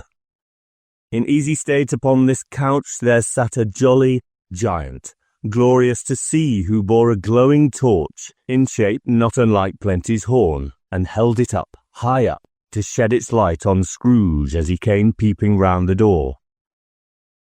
"Come in," exclaimed the ghost. "Come in, and know me better, man." Scrooge entered timidly and hung his head before this spirit. He was not the dogged Scrooge he had been, and, though the spirit's eyes were clear and kind, he did not like to meet them. "I am the ghost of Christmas present," said the spirit. "Look upon me." Scrooge reverently did so. It was clothed in one simple deep green robe, or mantle, bordered with white fur. This garment hung so loosely on the figure that its capacious breast was bare, as if disdaining to be warded or concealed by any artifice. Its feet, observable beneath the ample folds of the garment, were also bare, and on its head it wore no other covering than a holy wreath, set here and there with shining icicles. Its dark brown curls were long and free as its genial face, its sparkling eye, its open hand, its cheery voice, its unconstrained demeanour, and its joyful air. Girded round its middle was an antique scabbard, but no sword was in it, and the ancient sheath was eaten up with rust. "You have never seen the like of me before," exclaimed the spirit. "Never," Scrooge made answer to it. "Have you never walked forth with the younger members of my family? Meaning, for I am very young, my elder brothers born in these later years," pursued the phantom. "I don't think I have," said Scrooge. "I'm afraid I have not." "Have you had many brothers, spirit?" "More than 1,800, said the ghost. "A tremendous family to provide for," muttered Scrooge. The ghost of Christmas present rose. "Spirit," said Scrooge submissively, "conduct me where you will. "I went forth last night on compulsion, and I learnt a lesson which is working now. Tonight, if you have aught to teach me, let me profit by it." "Touch my robe." Scrooge did as he was told and held it fast. Holly, mistletoe, red berries, ivy, turkeys, geese, game, poultry, brawn, meat, pigs, sausages, oysters, pies, pudding, fruit, and punch all vanished instantly. So did the room, the fire, the ruddy glow, the hour of night, and they stood in the city streets on Christmas morning where, for the weather was severe, the people made a rough but brisk and not unpleasant kind of music in scraping the snow from the pavement in front of their dwellings, and from the tops of their houses, whence it was mad delight to the boys to see it come plumping down into the road below and splitting into artificial little snowstorms. House fronts looked black enough and the windows blacker, contrasting with the smooth white sheets of snow upon the roofs, and with the dirtier snow upon the ground, which last deposit had been ploughed up in deep furrows by the heavy wheels of carts and wagons. Furrows that crossed and recrossed each other hundreds of times, where the great streets branched off and made intricate channels, hard to trace in the thick yellow mud and icy water. The sky was gloomy, and the shortest streets were choked up with a dingy mist, half thawed, half frozen, whose heavier particles descended in a shower of sooty atoms, as if all the chimneys in Great Britain had, by one consent, caught fire, and were blazing away to their dear hearts' content. There was nothing very cheerful in the climate or the town, and yet was there an air of cheerfulness abroad that the clearest summer air and brightest summer sun might have endeavoured to diffuse in vain? For the people who were shovelling away on the housetops were jovial and full of glee, calling out to one another from the parapets and now and then exchanging a facetious snowball, better-natured missile, far than many a wordy jest, laughing heartily if it went right and not less heartily if it went wrong. The poulterers' shops were still half open, and the fruiterers were radiant in their glory.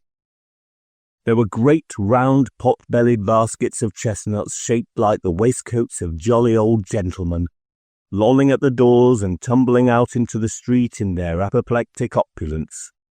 And there were ruddy brown faces, broad-girthed Spanish onions shining in the fatness of their growth like Spanish friars and winking from their shelves in wanton slyness at the girls as they went by, and glanced demurely at the hung-up mistletoe. There were pears and apples clustered high in the blooming pyramids.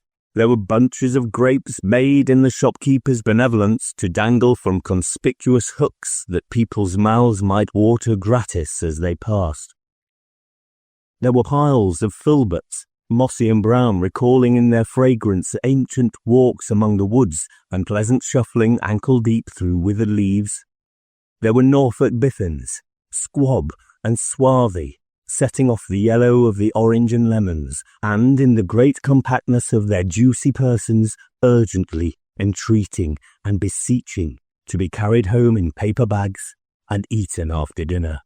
The very gold and silver fish set forth among these choice fruits in a bowl, though members of a dull and stagnant blooded race, appeared to know that there was something going on, and to a fish went gasping round and round their little world in slow and passionless excitement.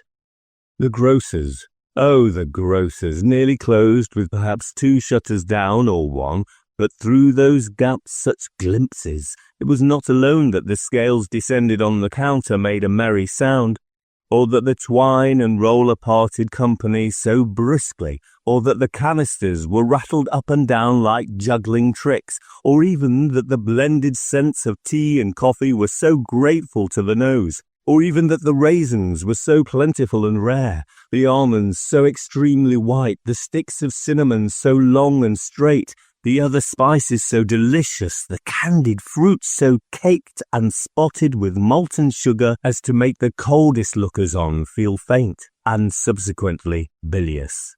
Nor was it that the figs were moist and pulpy, or that the French plums blushed in modest tartness from their highly decorated boxes, or that everything was good to eat and in its Christmas dress, but the customers were all so hurried and so eager in the hopeful promise of the day that they tumbled up against each other at the door, crashing their wicker baskets wildly, and left their purchases upon the counter and came running back to fetch them, and committed hundreds of the like mistakes in the best humour possible, while the grocer and his people, ever so frank and fresh, that the polished hearts with which they fastened their aprons behind might have been their own, worn outside for general inspection and for Christmas draws to peck at if they chose. But soon the steeples called good people all to church and chapel, and away they came, flocking through the streets in their best clothes and with their gayest faces. And at the same time there emerged from scores of by-streets, lanes and nameless turnings innumerable people carrying their dinners for the bakers' shops. The sight of these poor revellers appeared to interest the spirit very much, for he stood with Scrooge beside him in a baker's doorway, and, taking off the covers as their bearers passed, sprinkled incense on their dinners from his torch. And it was a very uncommon kind of torch, for once or twice, when there were angry words between some dinner carriers who had jostled each other, he shed a few drops of water on them from it, and their good humour was restored directly, for they said it was a shame to quarrel upon Christmas Day, and so it was. God love it, so it was. In time the bells ceased, and the bakers were shut up, and yet there was a genial shadowing forth of all these dinners, and the progress of their cooking in a thawed blotch of wet above each baker's oven. There were the pavement smoked as if its stones were cooking too. "Is there a peculiar flavour in what you sprinkle from your torch?" asked Scrooge. "There is my own." "Would it apply to any kind of dinner on this day?" asked Scrooge. "To any kindly given, to a poor one most." Why to a poor one most?" asked Scrooge. "Because it needs most." "Spirit," said Scrooge after a moment's thought, "I wonder you, of all beings in the many worlds about us, should desire to cramp these people's opportunities of innocent enjoyment." "Aye," cried the Spirit, "you would deprive them of their means of dining every 7th day. Often the only day which they can be said to dine at all," said Scrooge. "Wouldn't you?" "Aye," cried the Spirit. "You seek to close these places on the 7th day," said Scrooge, "and it comes to the same thing." "I seek," exclaimed the Spirit. "Forgive me if I am wrong. It has been done in your name, or at least in that of your family," said Scrooge. "There are some upon this earth of yours," returned the Spirit, "who lay claim to know us, and who do their deeds of passion, pride, ill will, hatred, envy, bigotry, and selfishness in our name, who are estranged to us and all our kith and kin, as if they had never lived. Remember that, and charge their doings on themselves, not us." Scrooge promised that he would, and they went on invisible as they had been before, into the suburbs of the town. It was a remarkable quality of the ghost, which Scrooge had observed at the baker's, that, notwithstanding his gigantic size, he could accommodate himself to any place with ease, and that he stood beneath a low roof quite as gracefully and like a supernatural creature as it was possible he could have done in any lofty hall. And perhaps it was the pleasure the good Spirit had in showing off this power of his, or else it was his own kind, generous, hearty nature, and his sympathy with all poor men, that led him straight to Scrooge's clerks. For there he went, and took Scrooge with him, holding to his robe, and on the threshold of the door the Spirit smiled and stopped to bless Bob Cratchit's dwelling with the sprinklings of his torch. Think of that. Bob had but 15 bob a week himself. He pocketed on Saturdays but 15 copies of his Christian name, and yet the ghost of Christmas present blessed his 4-roomed house. Then up rose Mrs. Cratchit, Cratchit's wife, dressed out but poorly in a twice-turned gown, but brave in ribbons, which are cheap and make a goodly show for 6pence, and she laid the cloth assisted by Belinda Cratchit, second of her daughters, also brave in ribbons, while Master Peter Cratchit plunged a fork into the saucepan of potatoes and, getting the corners of his monstrous shirt collar, Bob's private property, conferred upon his son and heir in honour of the day, into his mouth, rejoiced to find himself so gallantly attired, and yearned to show his linen in the fashionable parks. And now 2 smaller Cratchits, boy and girl, come tearing in, screaming that outside the baker's they'd smelt the goose and known it for their own. And basking in luxurious thoughts of sage and onion, these young Cratchits danced about the table, and exalted Master Peter Cratchit to the skies, while he, not proud although his collars nearly choked him, blew the fire, until the slow potatoes bubbling up knocked loudly at the saucepan lid to be let out and peeled. "What's ever got your precious father then?" said Mrs. Cratchit. "And your brother Tiny Tim and Martha weren't as late last Christmas Day by half an hour." "Here's Martha, mother," said a girl, appearing as she spoke. "Here's Martha, mother," cried the 2 young Cratchits. "Hurrah, there's such a goose, Martha! Why, bless your heart alive, my dear, how late you are!" said Mrs. Cratchit, kissing her a dozen times, taking off her shawl and bonnet for her with officious zeal. "We'd a deal of work to finish up last night," replied the girl, "and had to clear away this morning, mother." "Well, never mind, as long as you are come," said Mrs. Cratchit. "Sit ye down before the fire, my dear, and have a warm. Lord bless ye." No, there's father coming," cried the 2 young Cratchits, who were everywhere at once. "Hide, Martha, hide." So Martha hid herself, and in came little Bob the father with at least 3 feet of comforter exclusive of the fringe, hanging down before him, and his threadbare clothes darned up and brushed to look seasonable, and Tiny Tim upon his shoulder. Alas for Tiny Tim, he bore a little crutch, and had his limbs supported by an iron frame. "Why, where's your Martha?" cried Bob Cratchit, looking round. "Not coming," said Mrs. Cratchit. "Not coming?" said Bob with a sudden declension. His high spirits, for he'd been Tim's blood horse all the way from church, and had come home rampant. "Not coming upon Christmas Day?" Martha didn't like to see him disappointed, if it were only in joke. So she came out prematurely from behind the closet door, and ran into his arms while the 2 young Cratchits hustled Tiny Tim and bore him off into the wash-house that he might hear the puddings singing in the copper. "And how did little Tim behave?" asked Mrs. Cratchit, when she had rallied Bob on his credulity and Bob had hugged his daughter to his heart's content. "As good as gold," said Bob. "And better somehow. He gets thoughtful, sitting by himself so much, and thinks the strangest things you ever heard. He told me coming home that he hoped the people saw him in the church because he was a cripple and might be pleasant to them to remember upon Christmas Day who made lame beggars walk and blind men see." Bob's voice was tremulous when he told them this, and trembled more when he said that Tiny Tim was growing stronger and hearty. His active little crutch was heard upon the floor, and back came Tiny Tim before another word was spoken, escorted by his brother and sister to his stool beside the fire. And while Bob, turning up his cuffs, as if, poor fellow, they were capable of being made more shabby, compounded some hot mixture in a jug with gin and lemons and stirred it round and put it on the hob to simmer, Master Peter and the 2 ubiquitous young Cratchits went to fetch the goose, with which they soon returned in high procession. Such a bustle ensued that you might have thought a goose the rarest of all birds, a feathered phenomenon, to which a black swan was a matter of course, and in truth it was something very like it in that house.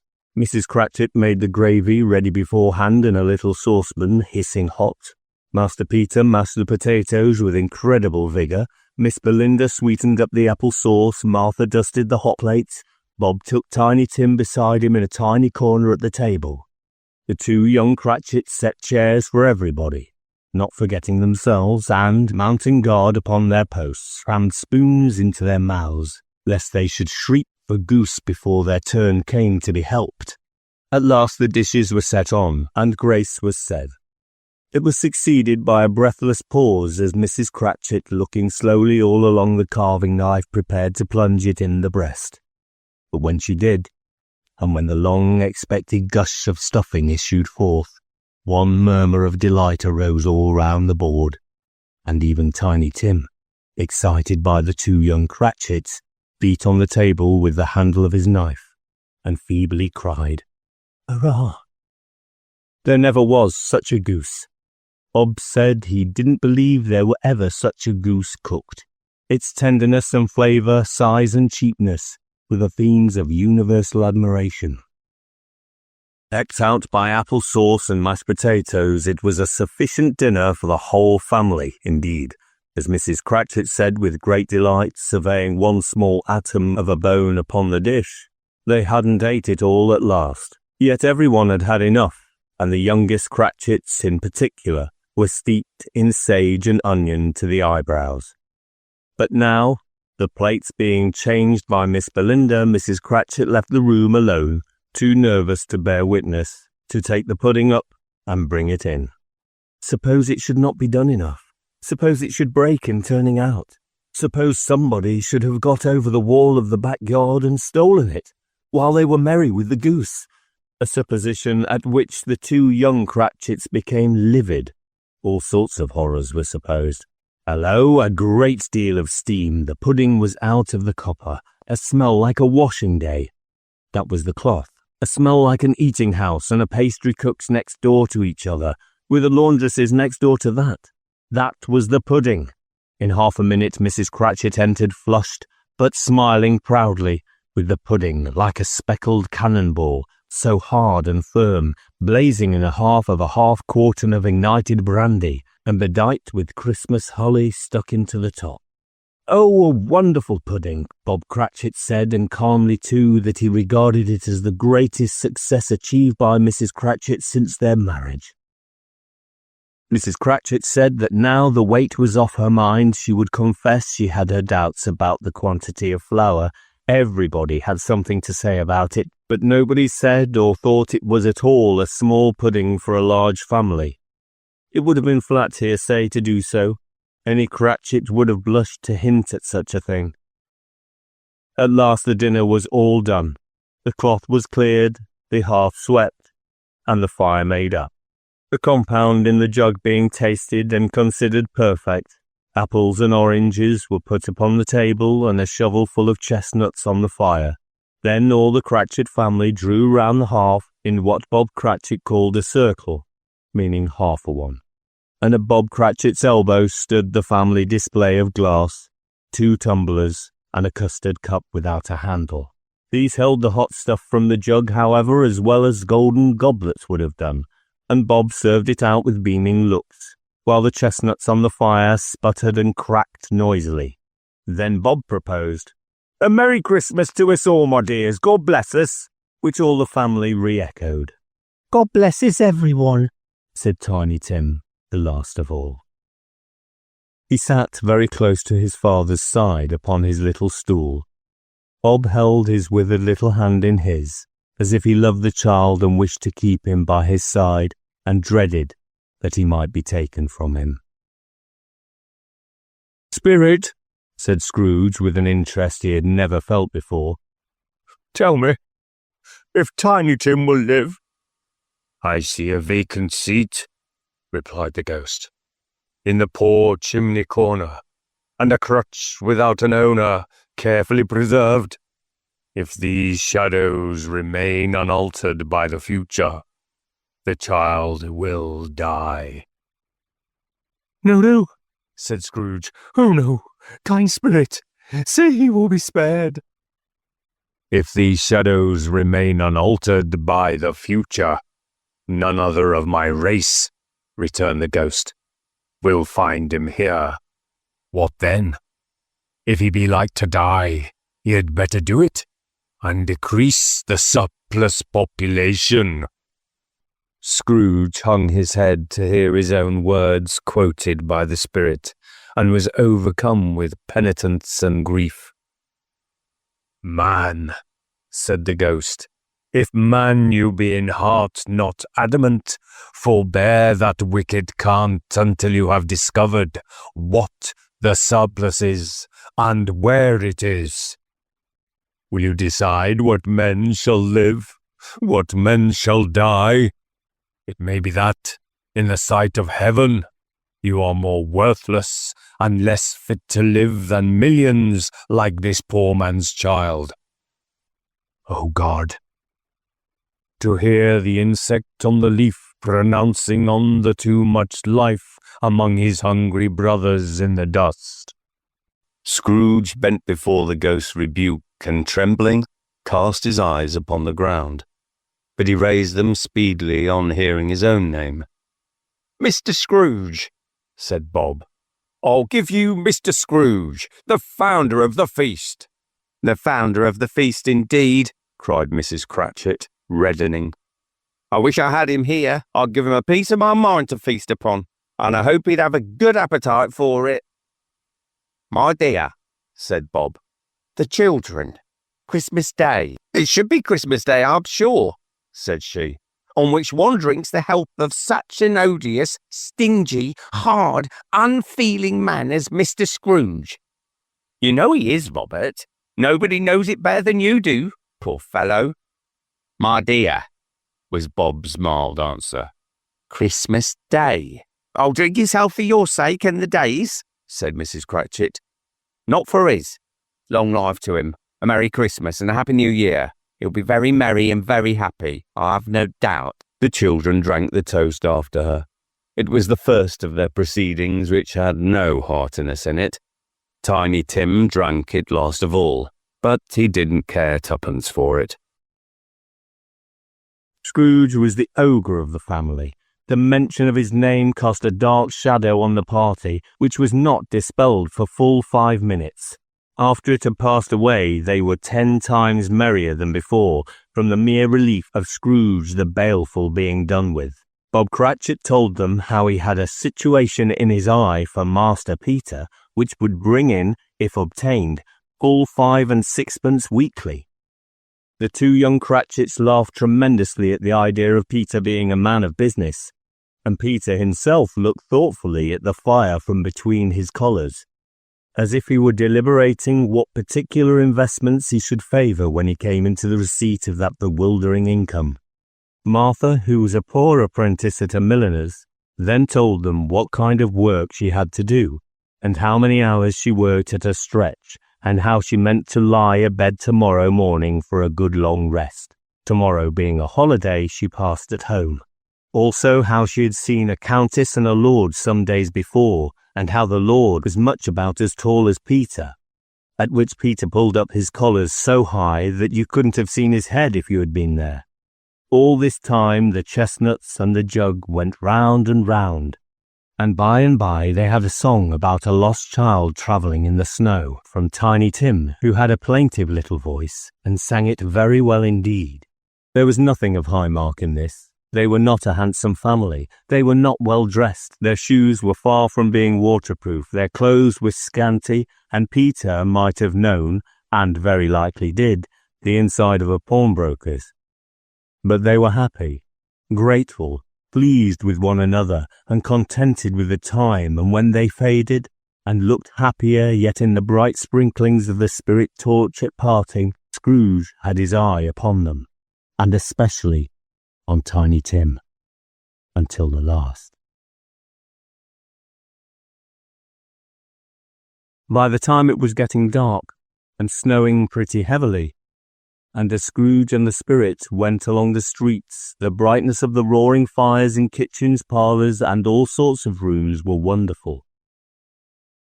Here the flickering of the blaze showed preparations for a cosy dinner, with hot plates baking through and through before the fire, and deep red curtains ready to be drawn to shut out cold and darkness. There, all the children of the house were running out into the snow to meet their married sisters, brothers, cousins, uncles, aunts, and be the first to greet them.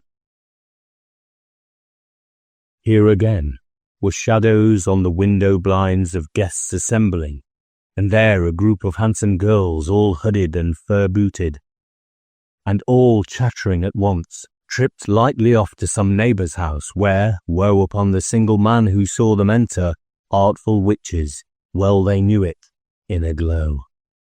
But if you had judged from the numbers of people on their way to friendly gatherings, you might have thought that no one was at home to give them welcome when they got there. Instead of every house expecting company and piling up its fires half-chimney high, blessings on it, how the ghost exulted, how it bared its breadth of breast, and opened its capacious palm and floated on, outpouring with a generous hand its bright and harmless mirth on everything within its reach. The very lamplighter who ran on before, dotting the dusky street with specks of light, and who was dressed to spend the evening somewhere, laughed out loudly as the spirit passed, though little kenned the lamplighter that he had any company but Christmas. And now, without a word or warning from the ghost, they stood upon a bleak and desert moor, where monstrous masses of rude stone were cast about, as though it were the burial place of giants, and water spread itself wherever it listed, or would have done so, but for the frost that held it prisoner, and nothing grew but moss and furze and coarse rank grass. Down in the west the setting sun had left a streak of fiery red, which glared upon the desolation for an instant, like a sullen eye, and, frowning lower, lower yet, was lost in the thick gloom of darkness night. "What is this place?" asked Scrooge. "A place where miners live, who labour in the bowels of the earth," returned the spirit. "But they know me, see?" A light shone from the window of a hut, and swiftly they advanced towards it, Passing through the wall of mud and stone, they found a cheerful company assembled round a glowing fire. An old, old man and woman, with their children and their children's children, and another generation beyond that, all decked out gaily in their holiday attire. The old man, in a voice that seldom rose above the howling of the wind upon the barren waste, was singing them a Christmas song. It had been a very old song when he was a boy, and from time to time they all joined in the chorus. So surely as they raised their voices, the old man got quite blithe and loud. And so surely as they stopped, his vigour sank again. The spirit did not tarry here, but bade Scrooge hold his robe, and passing on above the moor, sped whither, not to sea, to sea. To Scrooge's horror, looking back, he saw the last of the land, a frightful range of rocks behind them, and his ears were deafened by the thundering of water, as it rolled and roared and raged among the dreadful caverns it had worn, and fiercely tried to undermine the earth. Built upon a dismal reef of sunken rocks, some league or so from shore, on which the waters chafed and dashed the wild year through, there stood a solitary lighthouse. Great heaps of seaweed clung to its base, and storm birds born of the wind, one might suppose, as seaweed of the water, rose and fell about it, like the waves they skimmed. But even here 2 men who watched the light had made a fire that through the loophole in the thick stone walls shed out a ray of brightness on the awful sea. Joining their horny hands over the rough table at which they sat, they wished each other Merry Christmas in their can of grog. And one of them, the elder too, with his face all damaged and scarred with hard weather, as the figurehead of an old ship might be, struck up a sturdy song that was like a gale in itself. Again the ghost sped on above the black and heaving sea, on, until being far away, as he told Scrooge, from any shore, they lighted on a ship. They stood beside the helmsman at the wheel, the lookout in the bow, the officers who had the watch, dark, ghostly figures in their several stations, but every man among them hummed a Christmas tune, or had a Christmas thought, or spoke below his breath to his companion of some bygone Christmas day, with homeward hopes belonging to it. And every man on board, waking or sleeping, good or bad, had had a kinder word for one another on that day than on any day in the year, and had shared to some extent in its festiveness, and had remembered those he cared for at a distance, and had known that they delighted to remember him. It was a great surprise to Scrooge, while listening to the moaning of the wind and thinking what a solemn thing it was to move on through the lonely darkness over an unknown abyss, whose depths were secrets as profound as death. It was a great surprise to Scrooge, while thus engaged, to hear a hearty laugh. It was a much greater surprise to Scrooge to recognize it as his own nephew's, and to find himself in a bright, dry, gleaming room with the spirit standing smiling by his side and looking at that same nephew with approving affability. "Ha ha!" laughed Scrooge's nephew. "Ha ha ha!" If you should happen by any unlikely chance to know a man more blessed in a laugh than Scrooge's nephew, all I can say is, I should like to know him too. Introduce him to me, and I'll cultivate his acquaintance. It is a fair, even-handed, noble adjustment of things that, while there is infection in disease and sorrow, there is nothing in the world so infectious, so irresistibly contagious as laughter and good humour. When Scrooge's nephew laughed in this way, holding his sides, rolling his head, and twisting his face into the most extravagant contortions, Scrooge's niece, by marriage, laughed as heartily as he, and their assembled friends, being not a bit behindhand, roared out lustily. "Ha ha ha ha ha ha ha ha! He said that Christmas was a humbug, as I live!" cried Scrooge's nephew. "He believed it too." "More shame for him, Fred," said Scrooge's niece indignantly. Bless those women, they never do anything by halves. They are always in earnest. She was very pretty, exceedingly pretty, with a dimpled, surprised-looking capital face, a ripe little mouth that seemed made to be kissed. And no doubt it was. All kinds of good little dots about her chin that melted into one another when she laughed, and the sunniest pair of eyes you ever saw in any little creature's head.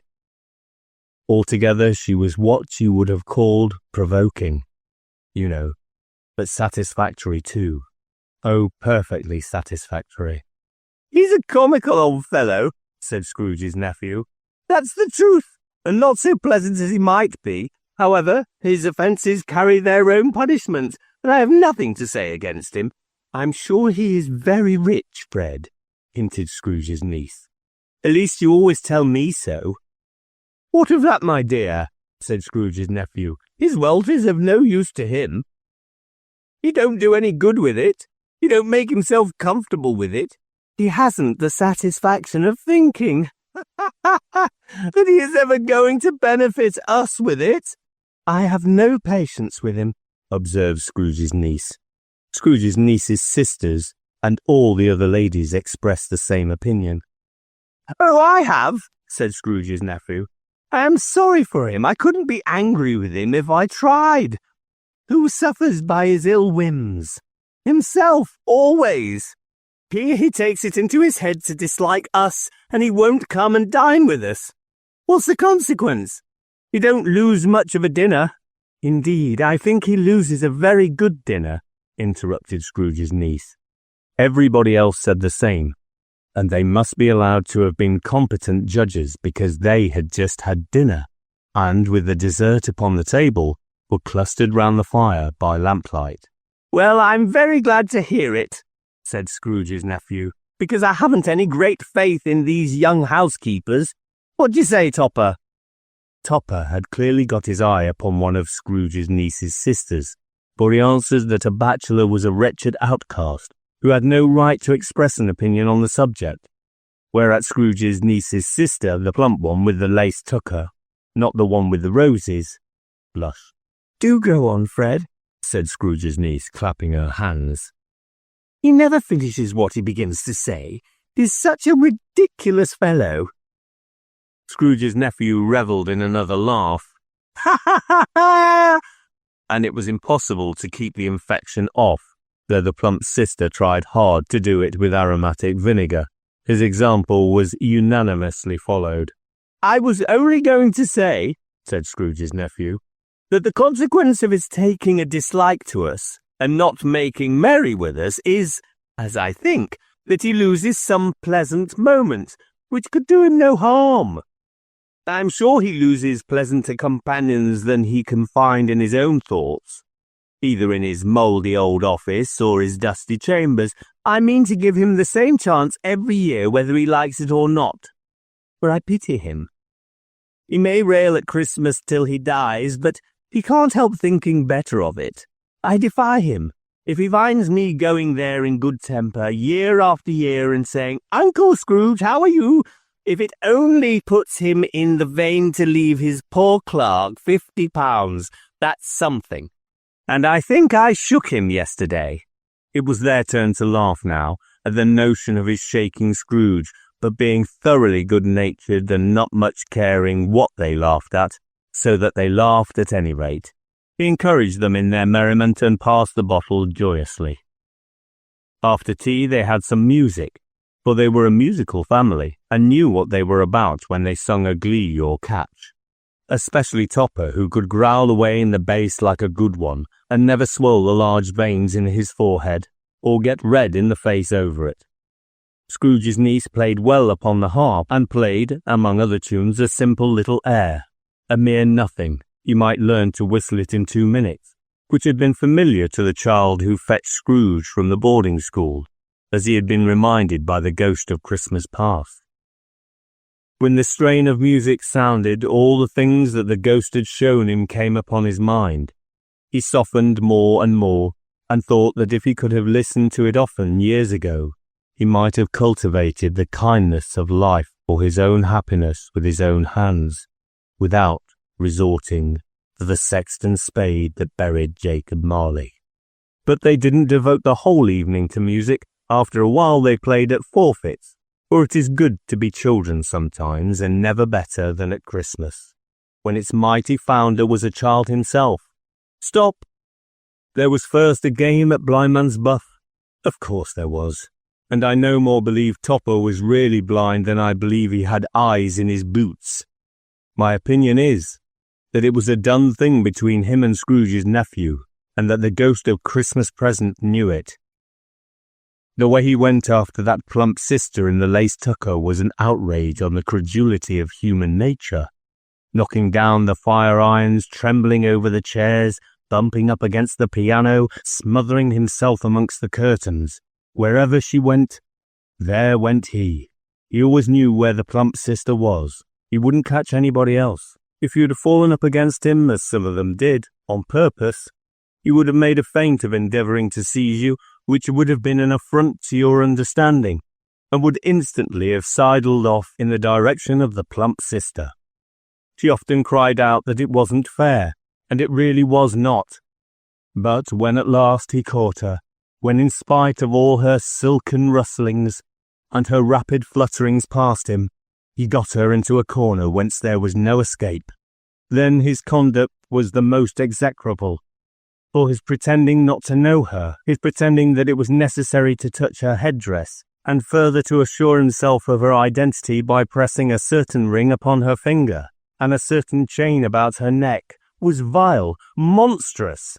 No doubt she told him her opinion of it when, another blind man being in office, they were so very confidential together behind the curtains. Scrooge's niece was not one of the Blindman's Buff party, but was made comfortable with a large chair and a footstool, in a snug corner where the ghost and Scrooge were close behind her. But she joined in the forfeits and loved her love to admiration with all the letters of the alphabet. Likewise at the game of how, when, and where, she was very great, and to the secret joy of Scrooge's nephew, beat her sisters hollow. Though they were sharp girls too, as Topper could have told you.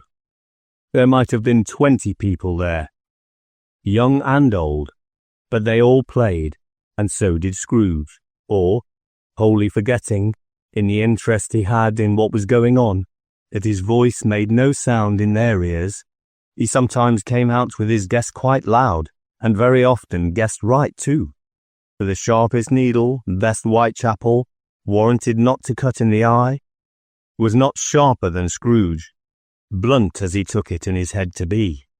The ghost was greatly pleased to find him in this mood, and looked upon him with such favour that he begged like a boy to be allowed to stay until the guests departed. But this, the spirit said, could not be done. Here is a new game, said Scrooge. 1/2 hour, spirit. Only one. It was a game called Yes and No, where Scrooge's nephew had to think of something and the rest must find out what. He only answering to their questions yes or no, as the case was. The brisk fire of questioning to which it was elicited from him that he was thinking of an animal, a live animal, rather a disagreeable animal, a savage animal, an animal that growled and grunted sometimes, and talked sometimes, and lived in London, and walked about the streets, and wasn't made a show of, and wasn't led by anybody, and didn't live in a menagerie, and was never killed in a market, and was not a horse, or an ass, or a cow, or a bull, or a tiger, or a dog, or a pig, or a cat, or a bear. At every fresh question that was put to him, this nephew burst into a fresh roar of laughter, and was so inexpressibly tickled that he was obliged to get up off the sofa and stamp. At last the plump sister, falling into a similar state, cried out, "I have found it out!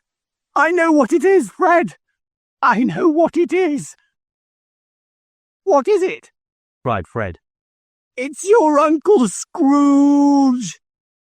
Which it certainly was. Admiration was the universal sentiment, though some objected that the reply to, "Is it a bear?" ought to have been yes, insomuch as an answer in the negative was sufficient to have diverted their thoughts from Mr. Scrooge, supposing they had ever any tendency that way. "He has given us plenty of merriment, I'm sure," said Fred. and it would be ungrateful not to drink his health. Here is a glass of mulled wine ready to our hand at the moment, and I say, Uncle Scrooge! Where? Uncle Scrooge! They cried. A Merry Christmas and a Happy New Year to the old man, whatever he is, said Scrooge's nephew. He wouldn't take it from me, but may he have it nevertheless. Uncle Scrooge. Uncle Scrooge has imperceptibly become so gay and light of heart that he would have pledged the unconscious company in return and thanked them in an inaudible speech, if the ghost had given him time. But the whole scene passed off in the breath of the last words spoken by his nephew, and he and the spirit were again upon their travels. Much they saw, and far they went, and many homes they visited, but always with a happy end. The spirits stood beside sick beds, and they were cheerful, on foreign lands, and they were close at home, by struggling men, and they were patient in their greater hope, by poverty, and it was rich, in almshouse, hospital, and jail, in misery's every refuge, where vain man in his little brief authority had not made fast the door, and barred the spirit out. He left his blessing, and taught Scrooge his precepts. It was a long night, if it were only a night, but Scrooge had his doubts of this because the Christmas holidays appeared to be condensed into the space of time they passed together. It was strange, too, that while Scrooge remained unaltered in his outward form, the ghost grew older, clearly older. Scrooge had observed this change, but never spoke of it, until they left the children's 12th night party, when, looking at the spirit as they stood together in an open place, he noticed that its hair was grey. "Are spirits' lives so short?" asked Scrooge. "My life upon this globe is very brief," replied the ghost. "It ends tonight." "Tonight!" cried Scrooge. "Tonight at midnight. Hark! The time is drawing near." The chimes were ringing in the 11:15 at that moment. "Forgive me if I'm not justified in what I ask," said Scrooge, looking intently at the spirit's robe. But I see something strange, and not belonging to yourself, protruding from your skirts. Is it a foot or a claw?" "It might be a claw, for the flesh there is upon it," was the spirit's sorrowful reply. "Look here." From the folding of its robes it brought 2 children, wretched, abject, frightful, hideous, miserable. They knelt down at its feet and clung upon the outside of its garment. "Oh man, look here. Look down here," exclaimed the ghost. They were a boy and girl, yellow, meagre, ragged, scowling, wolfish, but prostrate too in their humility. Where graceful youth should have filled their features out and touched them with its freshest tints, a stale and shriveled hand like that of age had pinched and twisted them and pulled them into shreds. Where angels might have sat enthroned, devils lurked and glared out menacing. No change, no degradation, no perversion of humanity in any grade, though all the mysteries of wonderful creation as monsters half so horrible and dread. Scrooge started back, appalled. Having them shown to him in this way, he tried to say that they were fine children, but the words choked themselves rather than be parties to a lie of such enormous magnitude. "Spirit, are they yours?" Scrooge could say no more. "They are man's," said the spirit, looking down upon them. "And they cling to me, appealing from their fathers. This boy is ignorance, this girl is want. Beware of them both, and all of their degree. But most of all beware this boy, for on his brow I see that written which is doom, unless the writing be erased." "Deny it," cried the spirit, stretching out its hand towards the city. slander those who tell it ye. Admit it for your factious purposes, and make it worse, and bide the end. Have they no refuge or resource? Cried Scrooge. Are there no prisons? Said the spirit, turning on him for the last time with his own words. Are there no workhouses? The bell struck 12. Scrooge looked about him for the ghost, and saw it not. As the last stroke ceased to vibrate, he remembered the prediction of old Jacob Marley, and lifting up his eyes, beheld a solemn phantom, draped and hooded, coming like a mist along the ground towards him. Stave 4. The last of the spirits. The phantom slowly, gravely, silently approached. When it came near him, Scrooge bent down upon his knee, for in the very air through which his spirit moved it seemed to scatter gloom and mystery. It was shrouded in a deep black garment, which concealed its head, its face, its form, and left nothing of it visible, save one outstretched hand. But for this, it would have been difficult to detach its figure from the night and separate it from the darkness by which it was surrounded. He felt that it was tall and stately when it came beside him, and that its mysterious presence filled him with a solemn dread. He knew no more, for the spirit neither spoke nor moved. I am in the presence of the ghost of Christmas yet to come, said Scrooge. The spirit answered not, but pointed onward with its hand. You are about to show me shadows of the things that have not happened, but will happen in the time before us, Scrooge pursued. Is that so, spirit? The upper portion of the garment was contracted for an instant in its folds, as if the spirit had inclined its head. That was the only answer he received.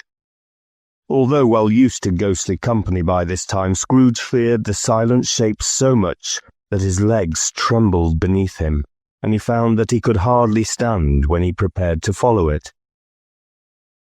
The spirit paused a moment, as observing his condition and giving him time to recover.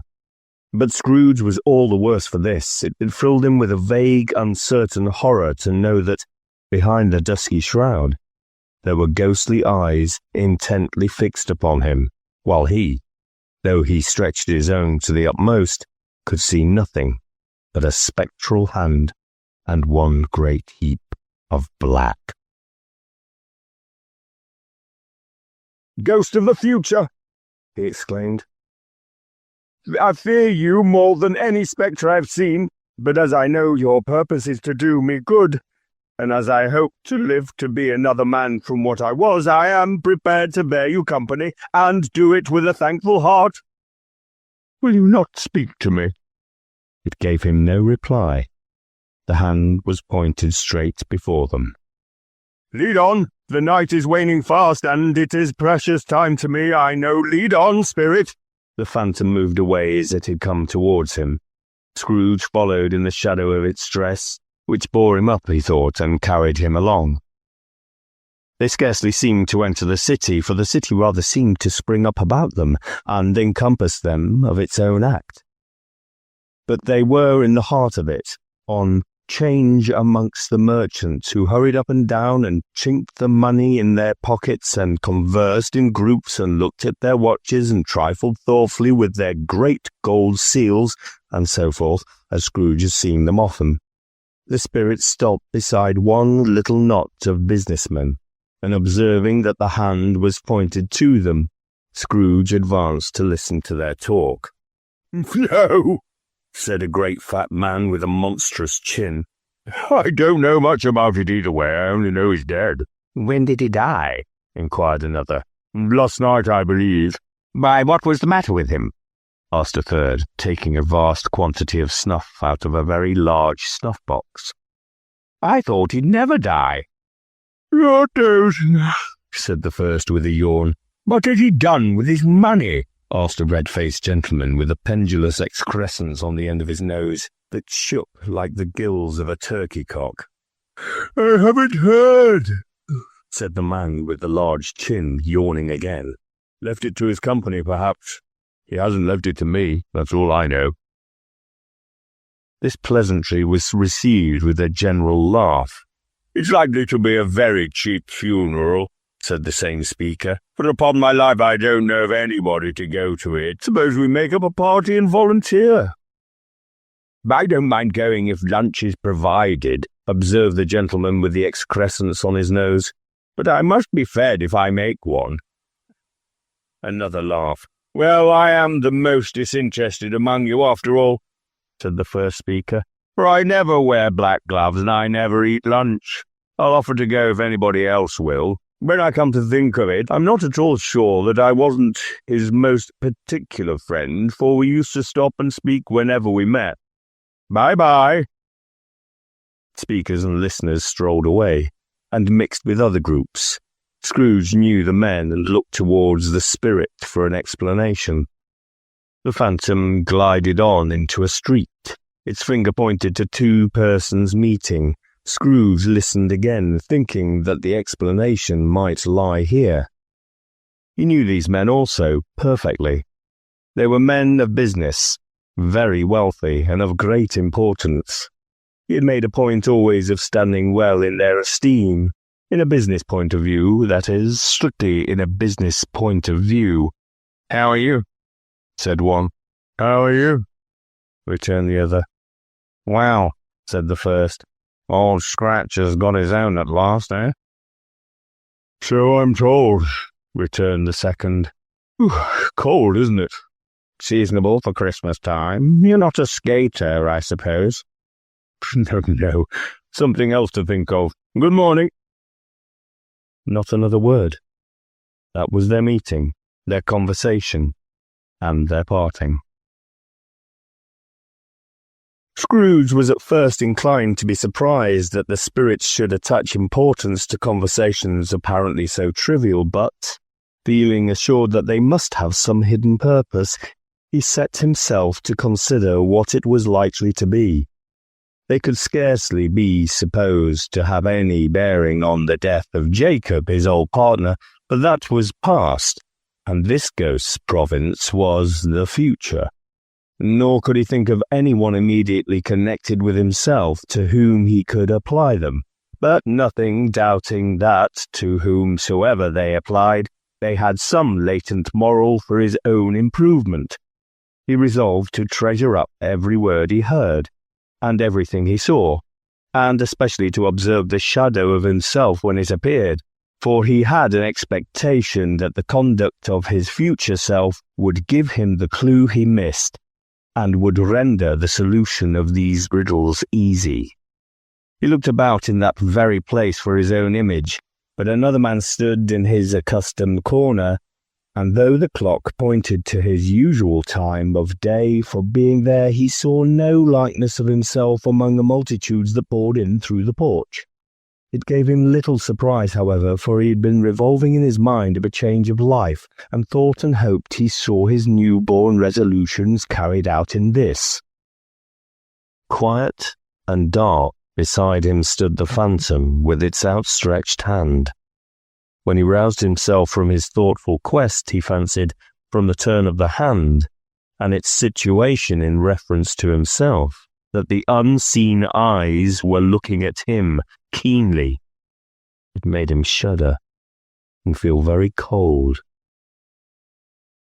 They left the busy scene and went into an obscure part of the town where Scrooge had never penetrated before, although he recognized its situation and its bad repute. The ways were foul and narrow, the shops and houses wretched, the people half naked, drunken, slipshod, ugly. Alleys and archways, like so many cesspools, disgorged their offences of smell and dirt, and life upon the straggling streets and the whole quarter reeked with crime, with filth and misery. Far in this den of infamous resort, there was a low-browed, beetling shop below a penthouse roof, where iron, old rags, bottles, bones, and greasy offal were bought.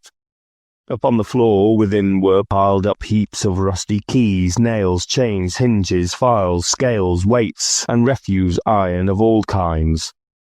Secrets that few would like to scrutinize were bred and hidden in mountains of unseemly rags, masses of corrupted fat, and sepulchres of bones. Sitting in among the wares he dealt in by a charcoal stove made of old bricks was a grey-haired rascal, nearly 70 years of age, who had screened himself from the cold air without by a frowsy containing of miscellaneous tatters hung upon a line, and smoked his pipe in all the luxury of calm retirement.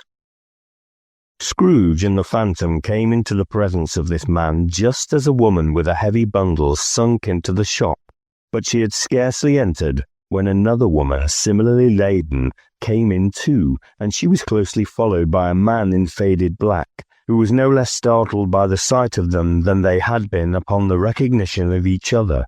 After a short period of blank astonishment in which the old man with the pipe had joined them, they all burst into a laugh. "Let the charwoman alone be the first," cried she who had entered first. "Or let the laundress alone to be the second, and let the undertaker's man alone to be the third. Look here, old Joe, here's a chance, if we haven't all three met here without meaning it." "You couldn't have met in a better place," said old Joe, removing his pipe from his mouth. "Come into the parlour. You were made free of it long ago, you know, and the other two ain't strangers. Stop till I shut the door of the shop. Ah, how it shrieks. There ain't such a rusty bit of metal in the place as its own hinges, I believe, and I'm sure there's no such old bones here as mine. We're all suitable for our calling. We're well matched. Come into the parlour. Come into the parlour." The parlour was the space behind the screen of rags. The old man raked the fire together with an old stair-rod, and, having trimmed his smoky lamp, for it was night, with the stem of his pipe, put it into his mouth again. While he did this, the woman who had already spoken threw her bundle on the floor and sat down in a flaunting manner on a stool, crossing her elbows on her knees and looking with a bold defiance at the other two. "What odds, then? What odds, Mrs. Dilber?" said the woman. "Every person has a right to take care of themselves. He always did." "Well, that's true indeed," said the laundress. "No man more so." "Well, then don't stand staring as if you was afraid, woman. Who's the wiser? We're not going to pick holes in each other's coats, I suppose." "No, indeed," said Mrs. Dilber and the man together. "We should hope not." "Very well, then," cried the woman. "That's enough. Who's the worse for the loss of a few things like these? Not a dead man, I suppose?" "Oh, no, indeed," said Mrs. Dilber, laughing. "If he wanted to keep 'em after he was dead, the wicked old screw," pursued the woman, "why wasn't he natural in his lifetime? If he had been, he'd have had somebody to look after him when he was struck with death, instead of lying gasping out his last there alone by himself." "It's the truest words that ever was spoke," said Mrs. Dilber. "It's a judgment on him." "I wish it was a little heavier judgment," replied the woman, "and it should have been. You may depend on it. If I could have laid my hands on anything else, open that bundle, old Joe, and let me know the value of it. Speak out plain. I'm not afraid to be the first, nor afraid for them to see it. We knew pretty well we were helping ourselves before we met here, I believe. It's no sin. Open the bundle, Joe." But the gallantry of her friends would not allow of this, and the man in the faded black, mounting the breach first, produced his plunder. It was not extensive. A seal or two, a pencil case, a pair of sleeve buttons, and a brooch of no great value were all. They were severely examined and appraised by old Joe, who chalked the sums he was disposed to give for each upon the wall, and added them up into a total when he found that there was nothing more to come. "That's your account," said Joe, "and I wouldn't give another sixpence if I was to be boiled for not doing it." Who's next?" Mrs. Dilber was next. Sheets and towels, a little wearing apparel, 2 old-fashioned silver teaspoons, a pair of sugar tongs, and a few boots. Her account was stated on the wall in the same manner. "I always give too much to ladies. It's a weakness of mine, and that's the way I ruin myself," said old Joe. "That's your account. If you asked me for another penny and made it an open question, I repent of being so liberal and knock off half a crown." "And now undo my bundle, Joe," said the first woman. Joe went down on his knees for the greater convenience of opening it, and, having unfastened a great many knots, dragged out a large, heavy roll of some dark stuff. "What do you call this?" said Joe. "Bed curtains." "Ah," returned the woman, laughing and leaning forward on her crossed arms. "Bed curtains. You don't mean to say you took 'em down, ring and all, with him lying there?" said Joe. "Yes, I do," replied the woman. "Why not? You were born to make your fortune," said Joe. "And you'll certainly do it." "I certainly shan't hold my hand when I get anything in it by reaching it out for the sake of such a man as he was. I promise you that, Joe," returned the woman coolly. "Don't drop that oil upon the blankets now." "His blankets?"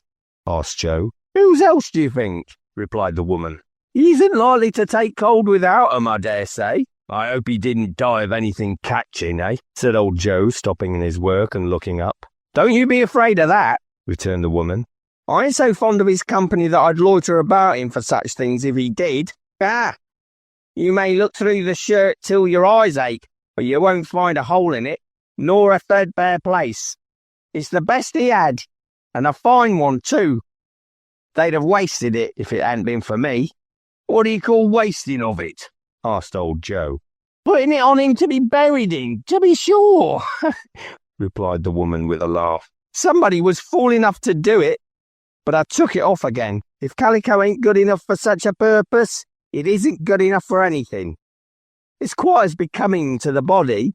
He can't look uglier than he did in that one." Scrooge listened to this dialogue in horror, as they sat, grouped about their spoil in the scanty light afforded by the old man's lamp. He viewed them with a detestation and disgust which could hardly have been greater, though they had been obscene demons marketing the corpse itself. Laughed the same woman when old Joe, producing a flannel bag with money in it, told out their several gains upon the ground. "This is the end of it, you see. He frightened everyone away from him when he was alive, to profit us when he was dead." "Spirit," said Scrooge, shuddering from head to foot. I see. The case of this unhappy man might be my own. My life tends that way now. Merciful heaven, what is this?" He recoiled in terror, for the scene had changed, and now he almost touched a bed. A bare, uncurtained bed, on which beneath a ragged sheet there lay something covered up, which, though it was dumb, announced itself in awful language. The room was very dark, too dark to be observed with any accuracy, though Scrooge glanced round it in obedience to a secret impulse, anxious to know what kind of room it was. A pale light, rising in the outer air, fell straight upon the bed, and on it, plundered and bereft, unwatched, unwept, uncared for, was the body of this man. Scrooge glanced towards the phantom. Its steady hand was pointed to the head. The cover was so carelessly adjusted that the slightest raising of it, the motion of a finger upon Scrooge's part, would have disclosed the face. He thought of it, felt how easy it would be to do, and longed to do it, but had no more power to withdraw the veil than to dismiss the spectre at his side. "O cold, cold, rigid, dreadful death, set up thine altar here, and dress it upon with such terrors as thou hast at thy command, for this is thy dominion. But of the loved, revered, and honoured head thou canst not turn one hair to thy dread purposes, or make one feature odious. It is not that the hand is heavy and will fall down when released. It is not that the heart and pulse are still, but that the hand was open, generous and true. The heart brave, warm and tender, and the pulse a man's. Strike, shadow, strike, and see his good deeds springing from the wound, to sow the world with life immortal. No voice pronounced these words in Scrooge's ears, and yet he heard them when he looked upon the bed. He thought if this man could be raised up now, what would be his foremost thoughts? Avarice, hard dealing, griping cares? They have brought him to a rich end, truly. He lay in the dark, empty house, with not a man, a woman, or a child to say he was kind to me in this or that, and for the memory of one kind word I will be kind to him. A cat was tearing at the door, and there was a sound of gnawing rats beneath the hearthstone. What they wanted in the room of death, and why they were so restless and disturbed, Scrooge did not dare to think. "Spirit," he said, "this is a fearful place. In leaving it, I shall not leave its lesson. Trust me. Let us go." Still the ghost pointed with an unmoved finger to the head. "I understand you," Scrooge returned, "and I would do it if I could. But I have not the power, Spirit. I have not the power." Again it seemed to look upon him.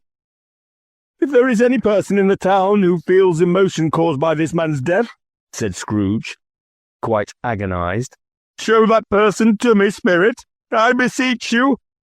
The phantom spread its dark robe before him for a moment like a wing, and, withdrawing it, revealed a room by daylight where a mother and her children were. She was expecting someone, and with anxious eagerness, for she walked up and down the room, started at every sound, looked out from the window, glanced at the clock, tried but in vain to work with her needle, and could hardly bear the voices of her children in their play. At length the long-expected knock was heard. She hurried to the door and met her husband, a man whose face was careworn and depressed, though he was young. There was a remarkable expression in it now, a kind of serious delight of which he felt ashamed, and which he struggled to repress. He sat down to the dinner that had been hoarding for him by the fire, and when she asked him faintly what news, which was not until after a long silence, he appeared embarrassed how to answer.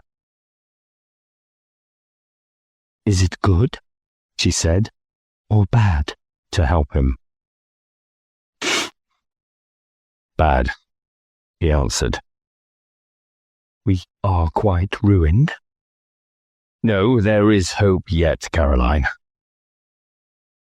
"If he relents," she said, amazed. "There is. Nothing is past hope, if such a miracle has happened." "He is past relenting," said her husband. "He is dead." She was a mild and patient creature, if her face spoke truth, but she was thankful in her soul to hear it, and she said so with clasped hands. She prayed forgiveness the next moment, and was sorry, but the first was the emotion of her heart. What the half-drunken woman whom I told you of last night said to me when I tried to see him and obtain a week's delay, and what I thought was a mere excuse to avoid me, turns out to have been quite true. He was not only very ill, but dying then. "To whom will our debt be transferred?" "I don't know, but before that time we shall be ready with the money, and even though we were not, it would be bad fortune indeed to find so merciless a creditor in his successor. We may sleep tonight with light hearts, Caroline." Yes. Soften it as they would, their hearts were lighter. The children's faces, hushed and clustered round to hear what they so little understood, were brighter, and it was a happier house for this man's death. The only emotion that the ghost could show him caused by the event was one of pleasure. "Let me see some tenderness connected with a death," said Scrooge. "Or that dark chamber spirit which we left just now will be forever present to me." The ghost conducted him through several streets familiar to his feet, and as they went along, Scrooge looked here and there to find himself, but nowhere was he to be seen. They entered poor Bob Cratchit's house, the dwelling he had visited before, and found the mother and the children seated around the fire. Quiet. Very quiet. The noisy little Cratchits were as still as statues in one corner, and sat looking up at Peter, who had a book before him. The mother and her daughters were engaged in sewing. But surely they were very quiet. "And he took a child and set him in the midst of them." Where had Scrooge heard those words? He had not dreamed them. The boy must have read them out as he and the spirit crossed the threshold. Why did he not go on? The mother laid her work upon the table and put her hand up to her face. "Oh, the colour hurts my eyes," she said. The colour? Ah, poor Tiny Tim. "They're better now again," said Cratchit's wife. "It makes them weak by candlelight, and I wouldn't show weak eyes to your father when he comes home for the world. It must be near his time." "Past it, rather," Peter answered, shutting up his book. "But I think he has walked a little slower than he used these few last evenings, Mother." They were very quiet again. At last she said, and in a steady, cheerful voice that only faltered once, "I've known him to walk with Tiny Tim upon his shoulder very fast indeed." And so have I," cried Peter. "Often." "And so have I," exclaimed another. So had all. "But he was very light to carry," she resumed, intent upon her work. "And his father loved him so that it was no trouble, no trouble. And there is your father at the door." She hurried out to meet him, and little Bob, in his comforter, he had need of it, poor fellow, came in. His tea was ready for him on the hob, and they all tried who should help him to it most. Then the two young Cratchits got up upon his knees, and laid each child a little cheek against his face, and if they said, "Don't mind it, father. Don't be grieved," Bob was very cheerful with them, and spoke pleasantly to all the family. He looked at the work upon the table, and praised the industry and speed of Mrs. Cratchit and the girls. They would be done long before Sunday, he said. "Sunday? You went today then, Robert?" said his wife. "Yes, my dear," returned Bob. "I wish you could have gone. It would have done you good to see how green a place it is. But you'll see it often. I promised him that I would walk there on a Sunday. My little child." He broke down all at once. He couldn't help it. If he could have helped it, he and his child would have been farther apart, perhaps, than they were. He left the room and went upstairs into the room above, which was lighted cheerfully and hung with Christmas. There was a chair set close beside the child, and there were signs of someone having been there lately. Poor Bob sat down in it, and when he had thought a little and composed himself, he kissed the little face. He was reconciled to what had happened, and went down again quite happy. They drew about the fire and talked, the girls and mother working still. Bob told them of the extraordinary kindness of Mr. Scrooge's nephew, whom he had scarcely seen but once, and who, meeting him in the street that day, and seeing that he looked just a little down, you know, said Bob, inquired what had happened to distress him. On which, said Bob, for he is the pleasantest spoken gentleman you'd ever heard, I told him. I'm hardly sorry for it, Mr. Cratchit, he said, and heartily sorry for your good wife. By the by, how he ever knew that I don't know." "Knew what, my dear?" "Why, that you were a good wife," replied Bob. "Everybody knows that," said Peter. "Very well observed, my boy," cried Bob. "I hope they do." "Heartily sorry," he said, "for your good wife. If I can be of service to you in any way," he said, giving me his card, "that's where I live. Pray come to me." "No, it wasn't," said Bob, "for the sake of anything he might be able to do for us, so much for his kind way that this was quite delightful. It really seemed as if he had known our Tiny Tim and felt with us." "Well, I'm sure he's a good soul," said Mrs. Cratchit. "You would be sure of it, my dear," returned Bob. "If you saw and spoke to him, I shouldn't be at all surprised, mark what I say, if he got Peter a better situation." "Only hear that, Peter," said Mrs. Cratchit. "And then," cried one of the girls, "Peter will be keeping company with someone and setting up for himself." "Get along with you," retorted Peter, grinning. "It's just as likely as not," said Bob. "One of these days, though, there's plenty of time for that, my dear. But, however and whatever we part from one another, I am sure we shall none of us forget poor Tiny Tim, shall we, for this first parting that there was among us?" "Never, father, never." "And I know," said Bob, "I know, my dears, that when we recollect how patient and how mild he was, although he was a little child, we shall not quarrel easily among ourselves and forget poor Tiny Tim in doing it." "Never, father," they all cried again. "I am very happy," said little Bob. "I am very happy." Mrs. Cratchit kissed him. His daughters kissed him. The two young Cratchits kissed him, and Peter and himself shook hands. Spirit of Tiny Tim, thy childish essence was from God.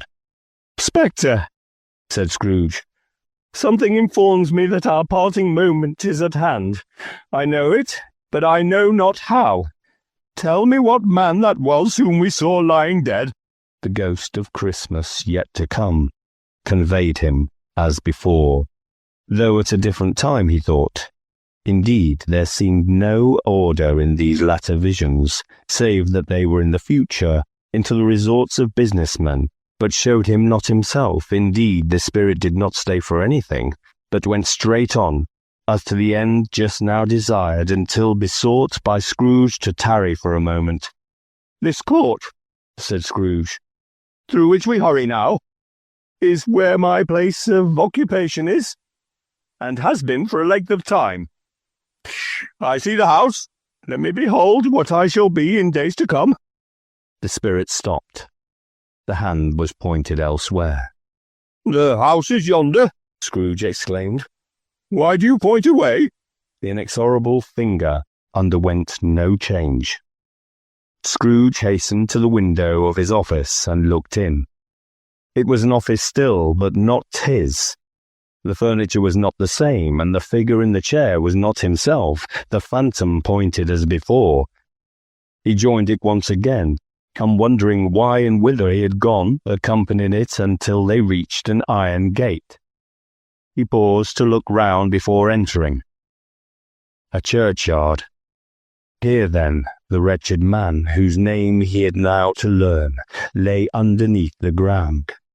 It was a worthy place, walled in by houses, overrun by grass and weeds, the growth of vegetation's death, not life, choked up with too much burying, but with repleted appetite. A worthy place.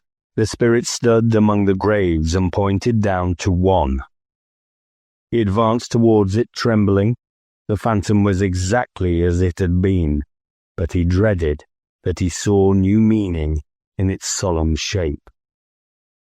"Before I draw near to that stone to which you point," said Scrooge, "answer me one question. Are these the shadows of the things that will be, or are they the shadows of the things that may be only?" Still the ghost pointed downward to the grave by which it stood. "Men's courses will foreshadow certain ends," to which, if preserved in, they must lead, said Scrooge. But if the courses be departed from, the end will change. Say it is thus with what you show me. The spirit was immovable as ever. Scrooge crept towards it, trembling as he went, and following the finger, read upon the stone of the neglected grave his own name, Ebenezer Scrooge. "Am I that man who lay upon the bed?" he cried upon his knees. The finger pointed from the grave to him and back again. "No, spirit!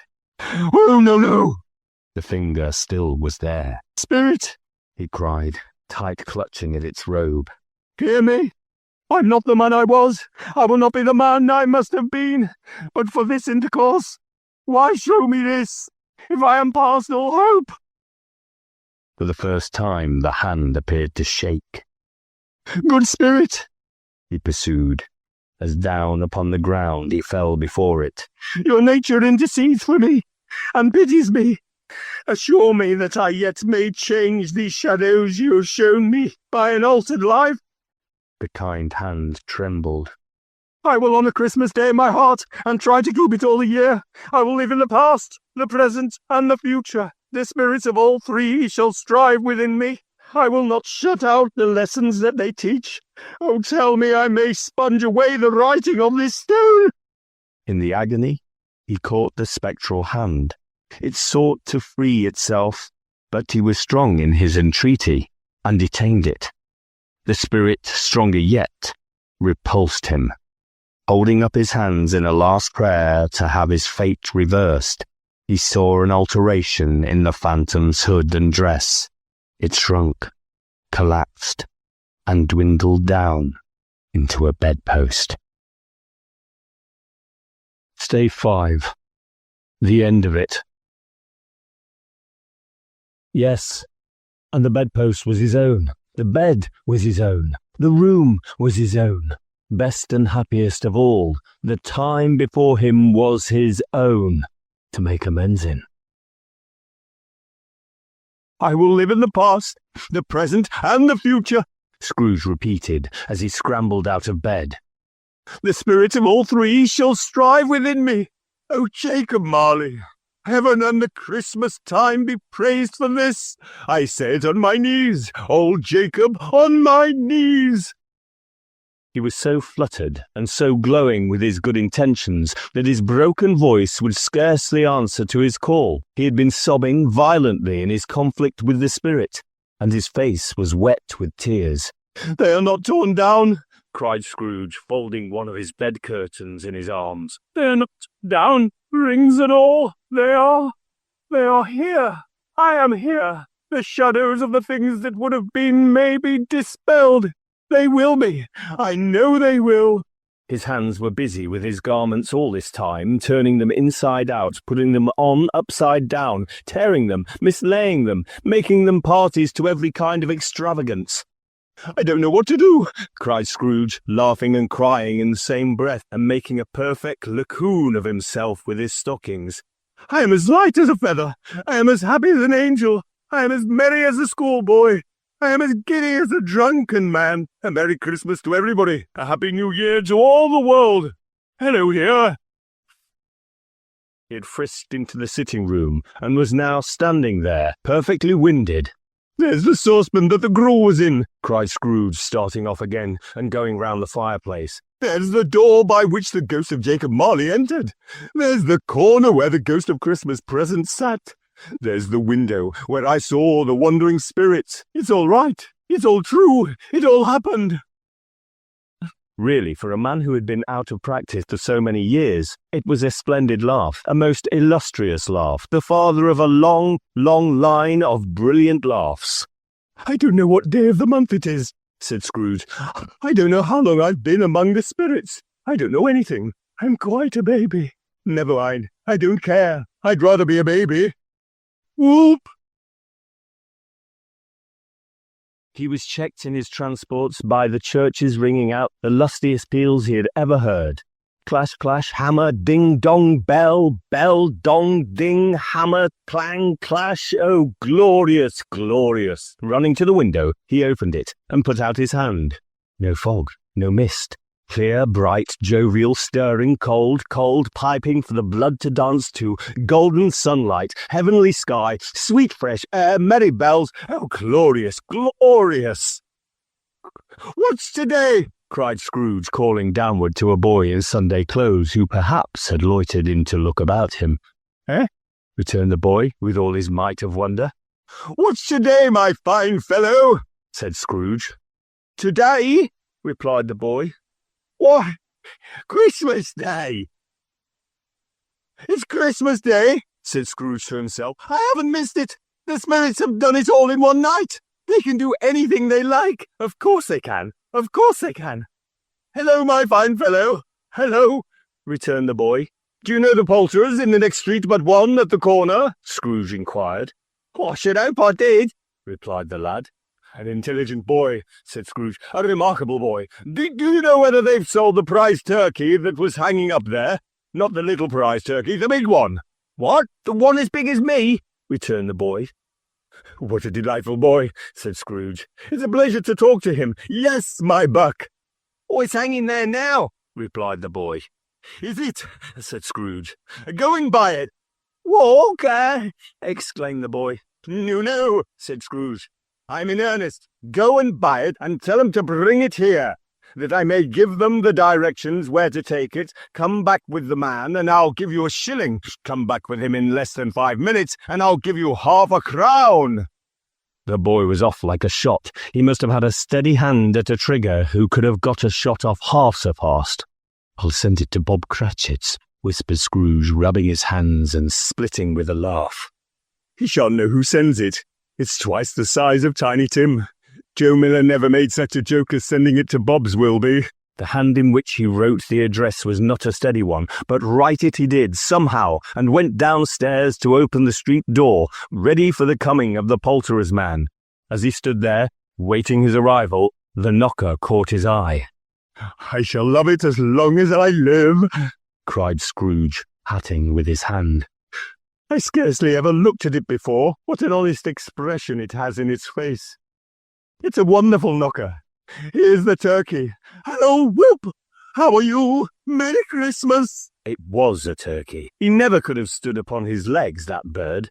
He would have snapped them short off in a minute, like sticks of sealing wax. "Why, it's impossible to carry that to Camden Town," said Scrooge. "You must have a cab." The chuckle with which he said this, and the chuckle with which he paid for the turkey, and the chuckle with which he paid for the cab, and the chuckle with which he recompensed the boy, were only to be exceeded by the chuckle with which he sat down breathless in his chair again, and chuckled till he cried. Shaving was not an easy task, for his hand continued to shake very much, and shaving required attention even when you don't dance while you're at it. But if he had cut the end of his nose off, he would have put a piece of sticking plaster over it and been quite satisfied. He dressed himself, all in his best, and at last got out into the streets. The people were by this time pouring forth, as he had seen them with the ghost of Christmas present, and walking with his hands behind him, Scrooge regarded every one with a delighted smile. He looked so irresistibly pleasant, in a word, that 3 or 4 good-humoured fellows said, "Good morning, sir, and Merry Christmas to you." And Scrooge said often afterward that, of all the blithe sounds he had ever heard, those were the blithiest in his ears. He had not gone far when, coming on towards him, he beheld the portly gentleman who had walked into his counting-house the day before, and said, "Scrooge and Marley's, I believe." It sent a pang across his heart to think how this old gentleman would look upon him when they met.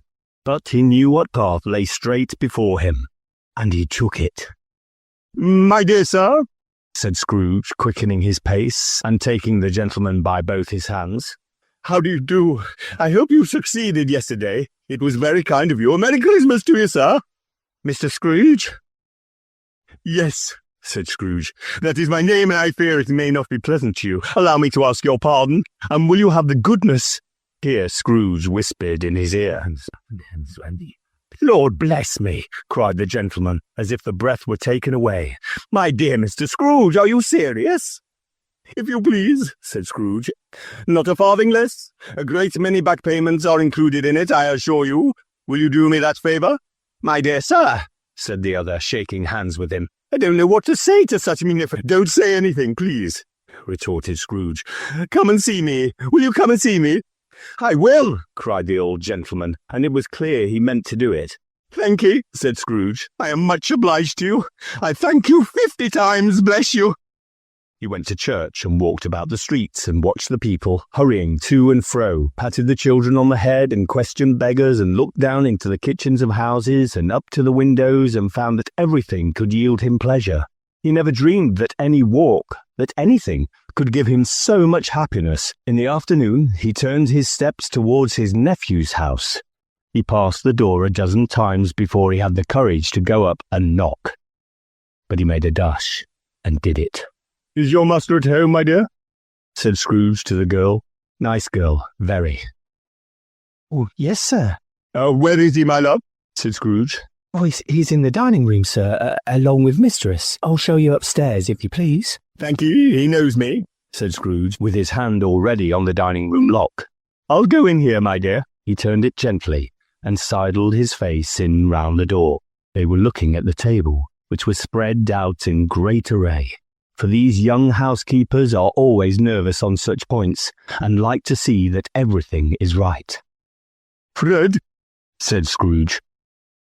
Dear heart alive, how his niece by marriage started. Scrooge had forgotten for the moment about her sitting in the corner with the footstool, or he wouldn't have done it on any account. "Why, bless my soul," cried Fred. "Who's that?" "It's I, your Uncle Scrooge. I have come to dinner. Will you let me in, Fred?" Let him in. It is a mercy he didn't shake his arm off. He was at home in 5 minutes. Nothing could be heartier. His niece looked just the same. So did Topper when he came in. So did the plump sister when she came in. So did everyone when they came in. Wonderful party, wonderful games, wonderful unanimity, wonderful happiness. But he was early at the office next morning. Oh, he was early there. If he could only be there first and catch Bob Cratchit coming late. That was the thing he had set his heart upon. And he did it. Yes, he did. The clock struck 9. No Bob. 1:15. No Bob. He was full 18 minutes and a half behind his time. Scrooge sat with his door wide open that he might see him come into the tank. His hat was off before he opened the door. His comforter too. He was on his stool in a jiffy, driving away with his pen, as if he were trying to overtake 9 o'clock. "Hello," growled Scrooge in his accustomed voice as near as he could feign it. "What do you mean by coming here at this time of day?" "Oh, I'm very sorry, sir," said Bob. "I am behind my time." "You are?" repeated Scrooge. "Yes, I think you are. Step this way, sir, if you please." "Oh, it's only once a year, sir," pleaded Bob, appearing from the tank. "It shall not be repeated. I was making rather merry yesterday, sir." "Now, I'll tell you what, my friend," said Scrooge. "I am not going to stand this sort of thing any longer. And therefore," he continued, leaping from his stool and giving Bob such a dig in the waistcoat that he staggered back into the tank again, "and therefore I am about to raise your salary." Bob trembled and got a little nearer to the ruler. He had a momentary idea of knocking Scrooge down with it, holding him and calling to the people in the court for help and a straight waistcoat. "Merry Christmas, Bob," said Scrooge with an earnestness that could not be mistaken, as he clapped him on the back. "Merry Christmas, Bob, my good fellow, than I've given you for many a year. I'll raise your salary and endeavour to assist your struggling family. And we shall discuss your affairs this very afternoon over a Christmas bowl of smoking bishop, Bob. Make up the fires and buy another coal scuttle before you dot another I, Bob Cratchit." Scrooge was better than his word. He did it all and infinitely more. And to Tiny Tim, who did not die, he was a second father. He became as good a friend, as good a master, and as good a man as the good old city knew. Or any other good old city, town, or borough in the good old world. Some people laughed to see the alteration in him, but he let them laugh, and little heeded them, for he was wise enough to know that nothing ever happened on this globe for good, at which some people did not have their fill of laughter in the outset, and knowing that such as these would be blind anyway, he thought it quite as well that they should wrinkle up their eyes in grins as have them a lady in less attractive forms. His own heart laughed, and that was quite enough for him. He had no further intercourse with spirits, but lived upon the total abstinence principle ever afterwards, and it was always said to him that he knew how to keep Christmas well. If any man alive possessed the knowledge, may that be truly said of us, and all of us. And so, as Tiny Tim observed, God bless us, every one.